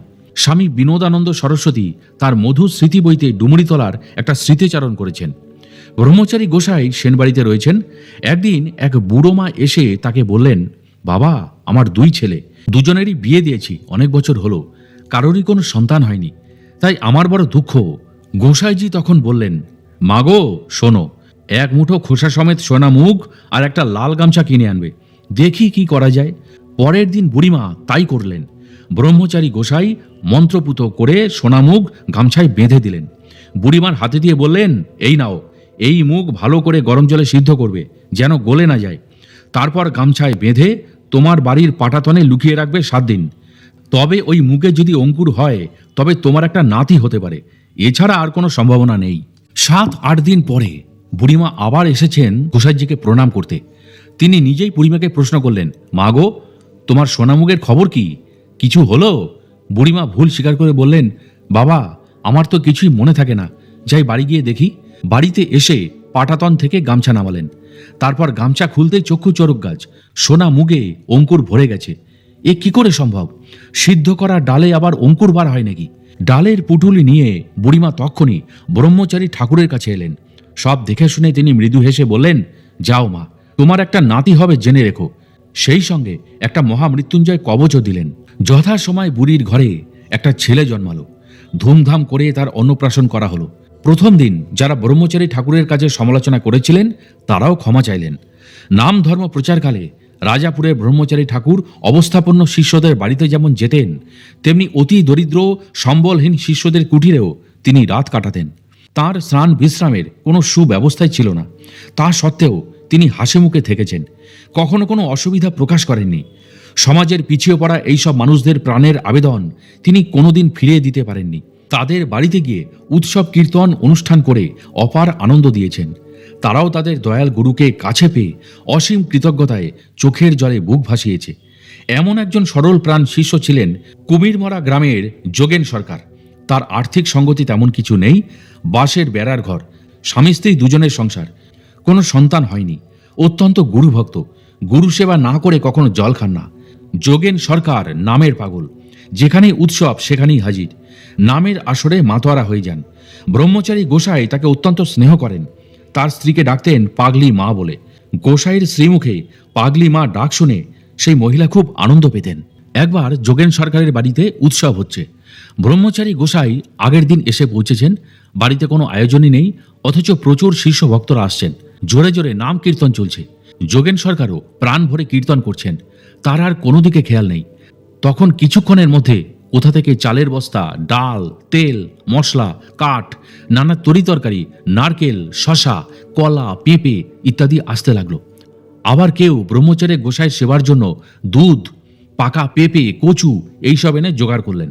কোথা থেকে যে মহোৎসবের এমন মহা আয়োজন হয়ে গেল, কেউ তা জানতেই পারল না। মহা ধুমধাম করে উৎসব শেষ হলো। প্রায় 300-400 ভক্ত পেট পড়ে প্রসাদ পেলেন। যোগেন সরকারের আনন্দ আর ধরে না। সকলে তাঁকে ধন্য ধন্য করতে লাগলো। যোগেন সরকারের বাড়িতে একটা বড় বাতাবি লেবু গাছ ছিল। তাতে প্রচুর বাতাবি ফলত, লাল টকটকে মিষ্টি ফল। শ্রাবণ ভাদ্র মাসে বাতাবি পাকে। সেই সময় ব্রহ্মচারী গোসাই এদিকে আসেন না। এদিকে পাগলি মা ঠিক করলেন গুরুদেবকে জম্বুরা অর্থাৎ বাতাবি সেবা করাবেন। কি করা যায় ভেবে চিনতে একটা পরিষ্কার কাপড়ে একটা পাকা বাতাবি বেঁধে ঘরে তাকে তুলে রাখলেন। প্রায় 6 মাস বাদে ব্রহ্মচারী গোসাই এলেন। তখন গরমকাল। পাগলি মা তাক থেকে নামিয়ে আনলেন বাতাবি লেবুটি। তারপর যথারীতি কেটে গোসাইয়ের সেবায় দিলেন। তখনও সেটি ছিল টকটকে লাল আর তেমনি রসালো, যেন সবে গাছ থেকে পেড়ে এনেছেন। বাতাবি সেবার পর তিনি মন্তব্য করলেন, এসব হলো পাগলি মায়ের কাণ্ড। বেশ ভালোই সেবা করলাম জম্বুরাটি, অসময়ের জিনিস কিনা, তাই খুবই ভালো লাগলো। বনমালী পাল ব্রহ্মচারী গোসাইয়ের একনিষ্ঠ শিষ্য। তার বসতবাড়ি পটুয়াখালী জেলার আমতলী গ্রামে, কিন্তু তিনি কলকাতার টালিগঞ্জ আশ্রমে এসে দীক্ষা নিয়েছিলেন। সেই দিনটা ছিল চূড়ামণি যোগ। সেই থেকেই গুরুগত প্রাণ বনমালী পাল। আরও কিছুদিন পর তিনি সস্ত্রী গেলেন বর্ধমানের বড় নীলপুর আশ্রমে গুরু পূর্ণিমার উৎসবে। সেখানে তার স্ত্রী দুর্গাপ্রসন্ন পরমহংসদেবের কাছে সাধন মন্ত্র নিলেন। উৎসবের শেষে বনমালী একটা শিশিতে ভরে তাঁর চরণামৃত এবং একটা প্রসাদী মালা নিয়ে দেশে ফিরলেন। সেগুলি সযত্নে গচ্ছিত রাখলেন বাড়ির ঠাকুর ঘরে। যথাসময়ে গুরুদেবের আশীর্বাদে বনমালীর একটি পুত্র সন্তান লাভ হলো। শিশুটি ধীরে ধীরে বাড়তে থাকে। বয়স যখন তার 3 বছর, সেই সময় উঠানে খেলতে খেলতে সে একটা পুকুর ঘাটের দিকে চলে যায় এবং পা ফসকে পড়ে যায় জলে, আর উঠতে পারে না। অনেকক্ষণ ছেলেটিকে দেখতে না পেয়ে খোঁজাখুঁজি শুরু হলো। শেষে দেখা গেল তার দেহটি জলে ভাসছে। তাড়াতাড়ি তুলে এনে অনেক চেষ্টা করেও কিছু হলো না। ডাক্তার দেখে বললেন অনেক আগেই সে মারা গেছে। সকলে সন্ধ্যার আগেই ছেলেটার সৎকারের ব্যবস্থা করতে উদ্যোগী। ঠিক তখনই বনমালী পালের গুরুদেবের কথা মনে পড়ে গেল। তার চরণামৃত ও প্রসাদী মালা তো তাঁর ঠাকুর ঘরেই রয়েছে। বনমালী হঠাৎ চিৎকার করে বলে উঠলেন, না, আমার ছেলে এখনো মরেনি, সে মরতে পারে না। বলেই ছেলেটিকে বুকে নিয়ে ঠাকুর ঘরে শোয়ালেন। দেওয়াল থেকে নামালেন চরণামৃতের শিশি ও প্রসাদী ফুলের মালা। কয়েক ফোঁটা চরণামৃত ছেলেটির ঠোঁটে ঢেলে দিলেন। তারপর শুকনো প্রসাদী মালাটি তার মাথায় ও সারা দেহে বুলিয়ে দিলেন। কয়েক মুহূর্ত কেটে গেল। তারপরেই ছেলেটার অসাড় দেহটা যেন একটুখানি কেঁপে উঠল। এবার বনমালী শ্রীগুরুর জয়ের ধ্বনি দিতে দিতে আরও একটু চরণামৃত শিশুর মুখে ঢেলে দিলেন। মৃত সঞ্জীবনী সুধার মতো শ্রীগুরুর চরণামৃতের স্পর্শে তার মৃতপুত্র আবারও প্রাণ ফিরে পেল। মা মা বলে সে কেঁদে উঠল। সকলে চোখের সামনে দেখলেন এই অবিশ্বাস্য ঘটনা। ডাক্তারবাবু স্তম্ভিত হয়ে গেলেন। স্বামী স্ত্রী দুজনেই দুর্গাপ্রসন্ন পরমহংস দেবের বিগ্রহের দিকে চেয়ে কাঁদতে লাগলেন। সেই ছেলে পরবর্তীকালেও কলকাতার আশ্রমে গুরুদেবকে প্রণাম করতে আসত। ঝালকাঠি স্টিমার স্টেশন থেকে মাত্র 2 কিমির হাঁটা পথ। আবার সড়ক পথে বরিশাল বাস স্ট্যান্ড থেকেও যাওয়া যায়, দূরত্ব মাত্র 2.5 কিমি। ব্রহ্মচারী গোসাইজি ঝালকাঠি থেকে লক্ষণকাঠিতে আসতেন। এই গ্রামেই রয়েছে গোসাইজির প্রতিষ্ঠা করা রাধা মাধবের মন্দির ও তার পবিত্র চরণ চিহ্ন। যতদূর জানা যায়, নাম প্রচার শুরুর প্রথম দিকেই তিনি লক্ষণকাঠি আসতেন। উঠতেন শিষ্য রাধাচরণ শিকদারের বাড়ি। বাড়ি, ঘর, বাগান, পুকুর, জমি মিলিয়ে রাধাচরণের বিশাল সম্পত্তি। তার ঠাকুর ঘরেই গোসাইয়ের সেবা বিশ্রামের ব্যবস্থা হতো। তিনি এলেই শুরু হতো নাম, গান, সংকীর্তন, মহোৎসব। সারা দিন ধরে চলত নাম সংকীর্তন, ভোগ রাগ, ভোগারতি, প্রসাদ দেওয়া, সন্ধ্যায় মন মাতানো আরতি কীর্তন। রাধাচরণের বাড়ি থেকে তিনি অন্যান্য শিষ্যদের বাড়ি যেতেন, আবার সন্ধ্যার আগেই ফিরে আসতেন। একবার শিষ্যদের মধ্যে জগদীশ দাস, নিত্যানন্দ দাস প্রমুখেরা বললেন, বাবা, আমাদের গ্রামে কোনো মন্দির নেই, আমরা একটা মন্দির গড়তে চাই। করুণাময় গোসাইজি বললেন, বেশ তো, তোমরা সবাই মিলে মন্দির বানাও। এরপর রাধাচরণ মন্দির তৈরির জন্য জমি নিলেন, আর গোসাইয়ের নামে দিলেন 85 কাঠার মতো শালি জমি।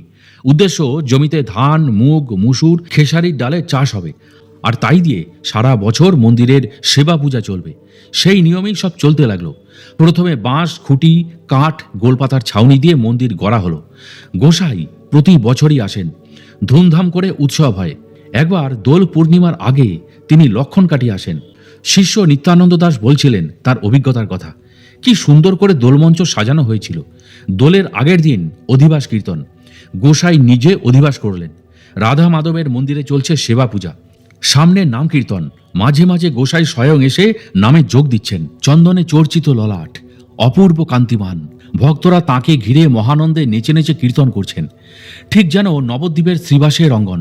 গৌরহরি স্বয়ং পার্শ্বদের নিয়ে নাম সংকীর্তন করছেন। পদ্মবনে পদ্ম ফুটলে মৌমাছিরা আপনি আসে, ডাকতে হয় না। গোসাইজির তেমনি আকর্ষণ। তিনি গ্রামে এলে ভক্তরা আপনি ছুটে আসে, কাউকে খবর পাঠাতে হয় না। গোসাইয়ের উৎসবে সকলে আসছেন। সকলের হাতেই আছে কোনো না কোনো জিনিস, চাল, ডাল, পেঁপে, কলা, নারকেল, কচু, শশা, মিষ্টি কুমড়ো, পুঁই শাক। কেউ আনছেন বাতাসা, চিঁড়ে, গুড়, কেউ বা ফুল, বেলপাতা, বনফুলের মালা। রাধাচরণের বাড়ির মন্দিরের বারান্দা ভর্তি উৎসবের উপকরণে। সারাদিনে কয়েক হাজার শিষ্য ভক্তরা প্রসাদ পাবে। তাই বড় বড় কাঠের উনুনে রান্না হচ্ছে খিচুড়ি মহাপ্রসাদ। না, বোধহয় ঠিক বলা হলো না, বলা ভালো চাল, ডাল, আলু, কুমড়ো, সবজি সব একসঙ্গে মিলে তৈরি হচ্ছে আনন্দবাজারের মহাপ্রসাদ। কয়েক বছর পরেই লক্ষণকাঠিতে তৈরি হলো পাকা মন্দির। ছোট মন্দির, কিন্তু মাথায় সাদা রঙের চূড়োটি বড় সুন্দর। মন্দিরে প্রতিষ্ঠিত হলেন রাধা মাধবের যুগল বিগ্রহ আর রাজাপুরের ব্রহ্মচারীর পবিত্র চরণ চিহ্ন, যাকে স্থানীয় ভক্তরা বলেন পবিত্র পাদুকা যুগল। ঠিক কী কারণে তিনি লক্ষণকাঠির ভক্তদের কাঠের পাদুকা দেননি সেটা জানা যায়নি। তবে তিনি তাদের অহৈতুকী কৃপা থেকেও কিন্তু বঞ্চিত করেননি, কারণ তাঁর পবিত্র চরণ চিহ্ন কাষ্ঠ পাদুকার চেয়ে কোনো অংশেই কম নয়, বরং তার প্রকাশ অতীব মাহাত্ম্যপূর্ণ ও ব্যঞ্জনাময় এবং অলৌকিকও বলা যায়। প্রাণের আরাম গুরু গোসাইকে সিংহাসনে বসিয়ে শিষ্যরা সন্ধ্যারতি করছেন। প্রদীপের আলো, ধূপধুনার ধোঁয়ায় এক দিব্য পরিবেশ। সকলেই মহাভাবে বিভোর হয়ে কীর্তন করে চলেছেন। গোসাইয়ের কৃপা দৃষ্টিতে ছড়িয়ে পড়ছে স্নিগ্ধ প্রেম মাধুর্য। সে প্রেমের তাপে গলে যাচ্ছে মাটি, পাথর, কংক্রিটের মেঝে। তাতেই সিমেন্ট করা বেদিতে আঁকা হয়ে গেল শ্রীচরণ যুগলের চিহ্ন। ফুটে উঠল দিব্য চিহ্ন। তারপর পদ্মা মেঘনা দিয়ে বয়ে গেছে কত জল, মহাকালের স্রোতে ভেসে গেছে কত সময়।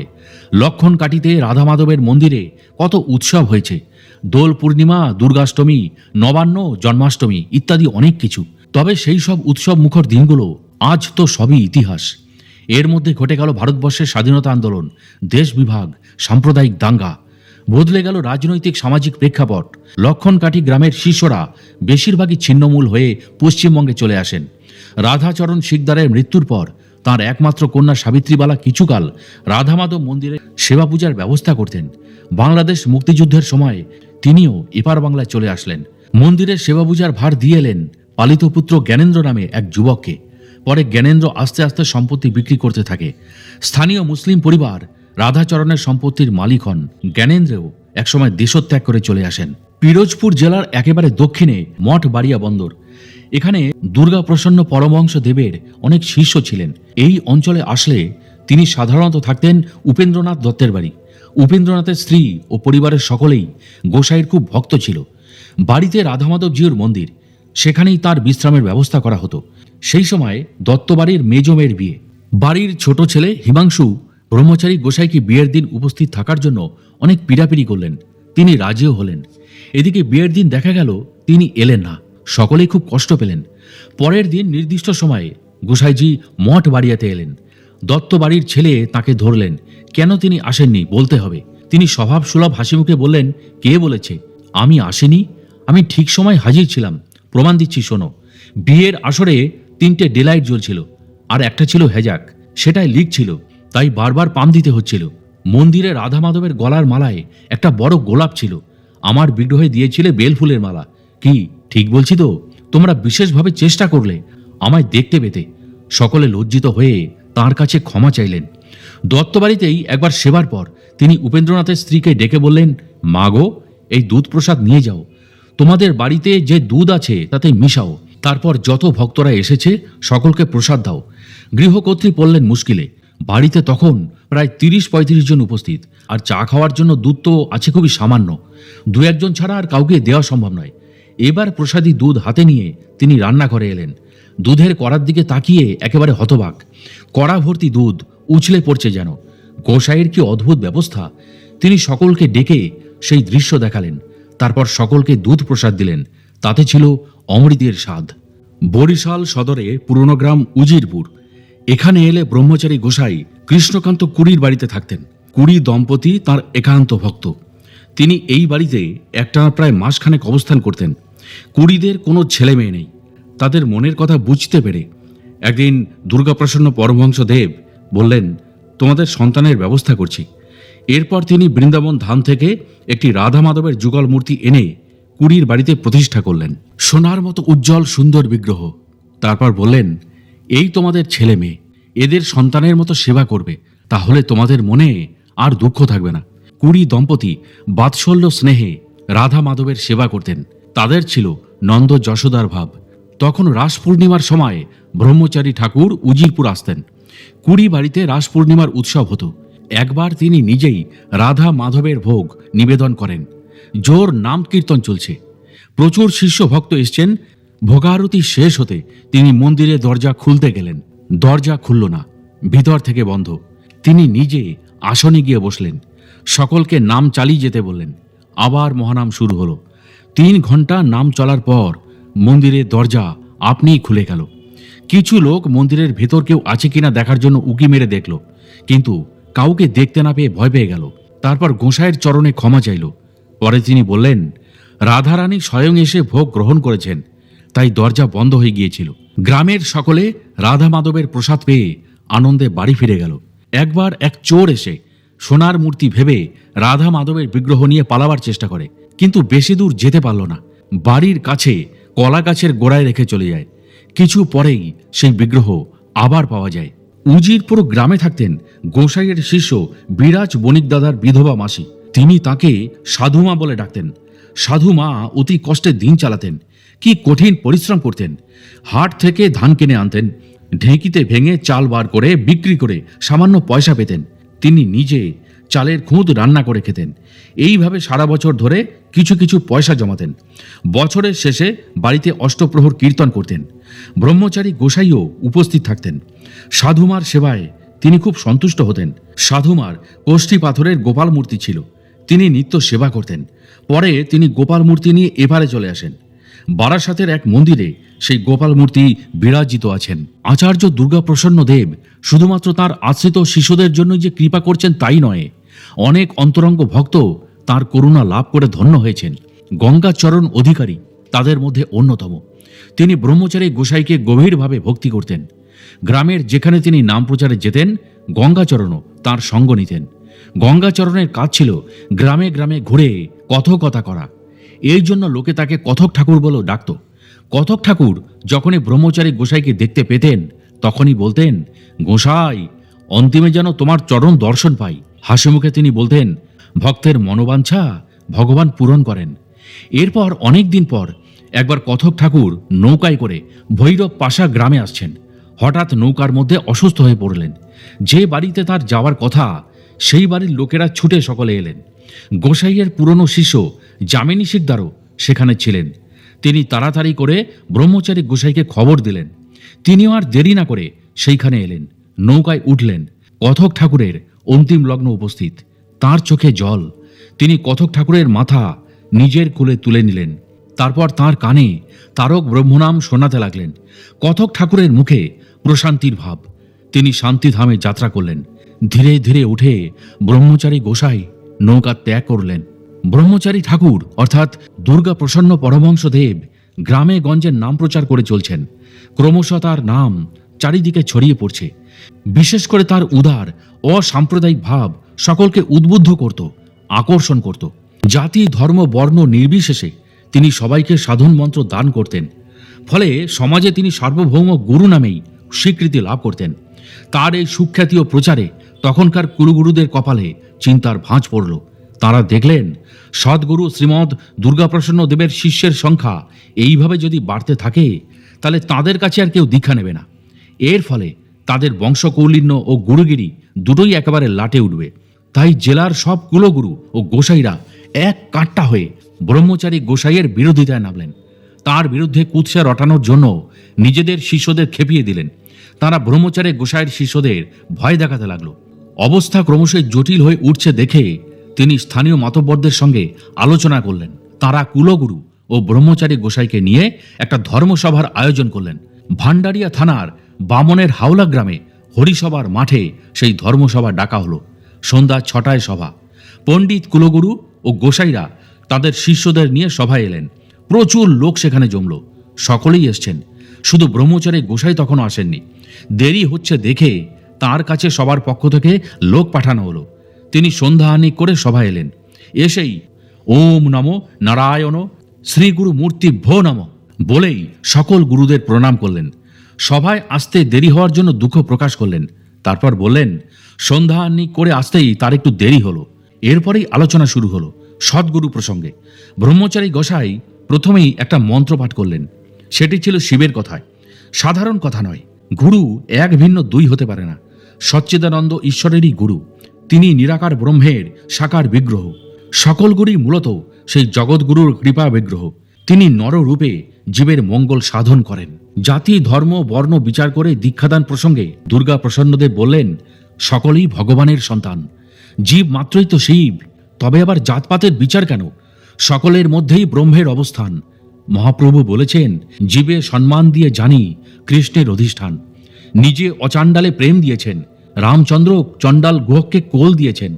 আমিও শাস্ত্র বাক্য ও মহাপুরুষের পথ অনুসরণ করে সকলকেই নাম দিই। আমার অপরাধটা কোথায়? সভায় উপস্থিত সকলেই নির্বাক। এমন উদার আদর্শের কথা তাঁর আগে যে কেউ শোনাননি। তিনি আরও বললেন, কুলগুরুদের প্রতি তিনি সমান শ্রদ্ধাশীল। তিনি কখনো তার শিষ্যদের কুলগুরুকে ত্যাগ করতে বলেননি। কুলগুরুর দীক্ষা নিয়েও সদ্গুরুর আশ্রয় নেওয়া যায়। শাস্ত্র মতে কুল কুণ্ডলিনী শক্তির যিনি জাগরণ ঘটান তিনিই তো কুলগুরু। কুল বা বংশের গুরু আলাদা, তবে বংশের গুরুদের মধ্যে কেউ কেউ কুলগুরু হতেও পারেন। সভায় সেদিন বহু জ্ঞানী গুণী পণ্ডিত জন ছিলেন। এই বিষয়ে তারাই বিচার করবেন। এরপর তিনি শিষ্য সুরেনকে ডেকে বললেন, আচ্ছা সুরেন, আমি দীক্ষা দেবার সময় তোমায় কি বলেছিলাম? সুরেন জানালো, আপনি লৌকিক পাওয়ানা প্রণামী ইত্যাদি কুলগুরুকে দিতে বলেছেন, তাদের শ্রদ্ধা ভক্তি করতে উপদেশ দিয়েছেন। আরও বলেছেন আপনি সর্বদা বিপদ থেকে রক্ষা করবেন এবং আত্মার উদ্ধারের জন্য দায়ী থাকবেন। সকলে বুঝতে পারলেন আসলে কুলগুরু ও সদ্গুরুর মধ্যে বিবাদের কোনো জায়গা নেই। ব্রহ্মচারী গোসাইয়ের শাস্ত্র বিচারের ক্ষমতা ও উদার ভাব দেখে সবাই খুব সন্তুষ্ট হলেন। তার প্রতি শ্রদ্ধায় তাদের মন ভরে উঠল। সভায় কুলগুরুদের প্রতিনিধি স্বরূপ ছিলেন রাজেন গোসাই। তিনি সভায় ব্রহ্মচারী গোসাইয়ের শ্রেষ্ঠত্ব ও মহত্ব ঘোষণা করলেন। কুলগুরু ও বাবাজিরা সকলেই তাকে প্রণাম করলেন এবং করে নিজেদের অপরাধের জন্য ক্ষমা চাইলেন। সবাই সকলেই তখন দুর্গাপ্রসন্ন পরমহংসদেবের জয়ধ্বনি করলেন। প্রিয় দর্শক ও শ্রোতা, আজকের এই কাহিনীটি আপনাদের কাছে কেমন লাগলো তা অবশ্যই আমাকে কমেন্ট ও লাইক দিয়ে জানাবেন। এবং এই ধরনের কাহিনী নিয়মিত যদি পেতে চান তবে অবশ্যই আমাদের সাধক অলৌকিক রহস্য ইউটিউব চ্যানেলটি একটুও মনে দ্বিধা না রেখে বা সময় নষ্ট না করে এখনই সাবস্ক্রাইব করে ফেলুন এবং পাশের বেল আইকনটিও অল করে দিতে ভুলবেন না। তাহলে আজকের মতো বিদায় নিচ্ছি। খুব শীঘ্রই ফিরে আসছি কোনো মহাত্মা যোগী পুরুষের অলৌকিক জীবন কথাকে নিয়ে।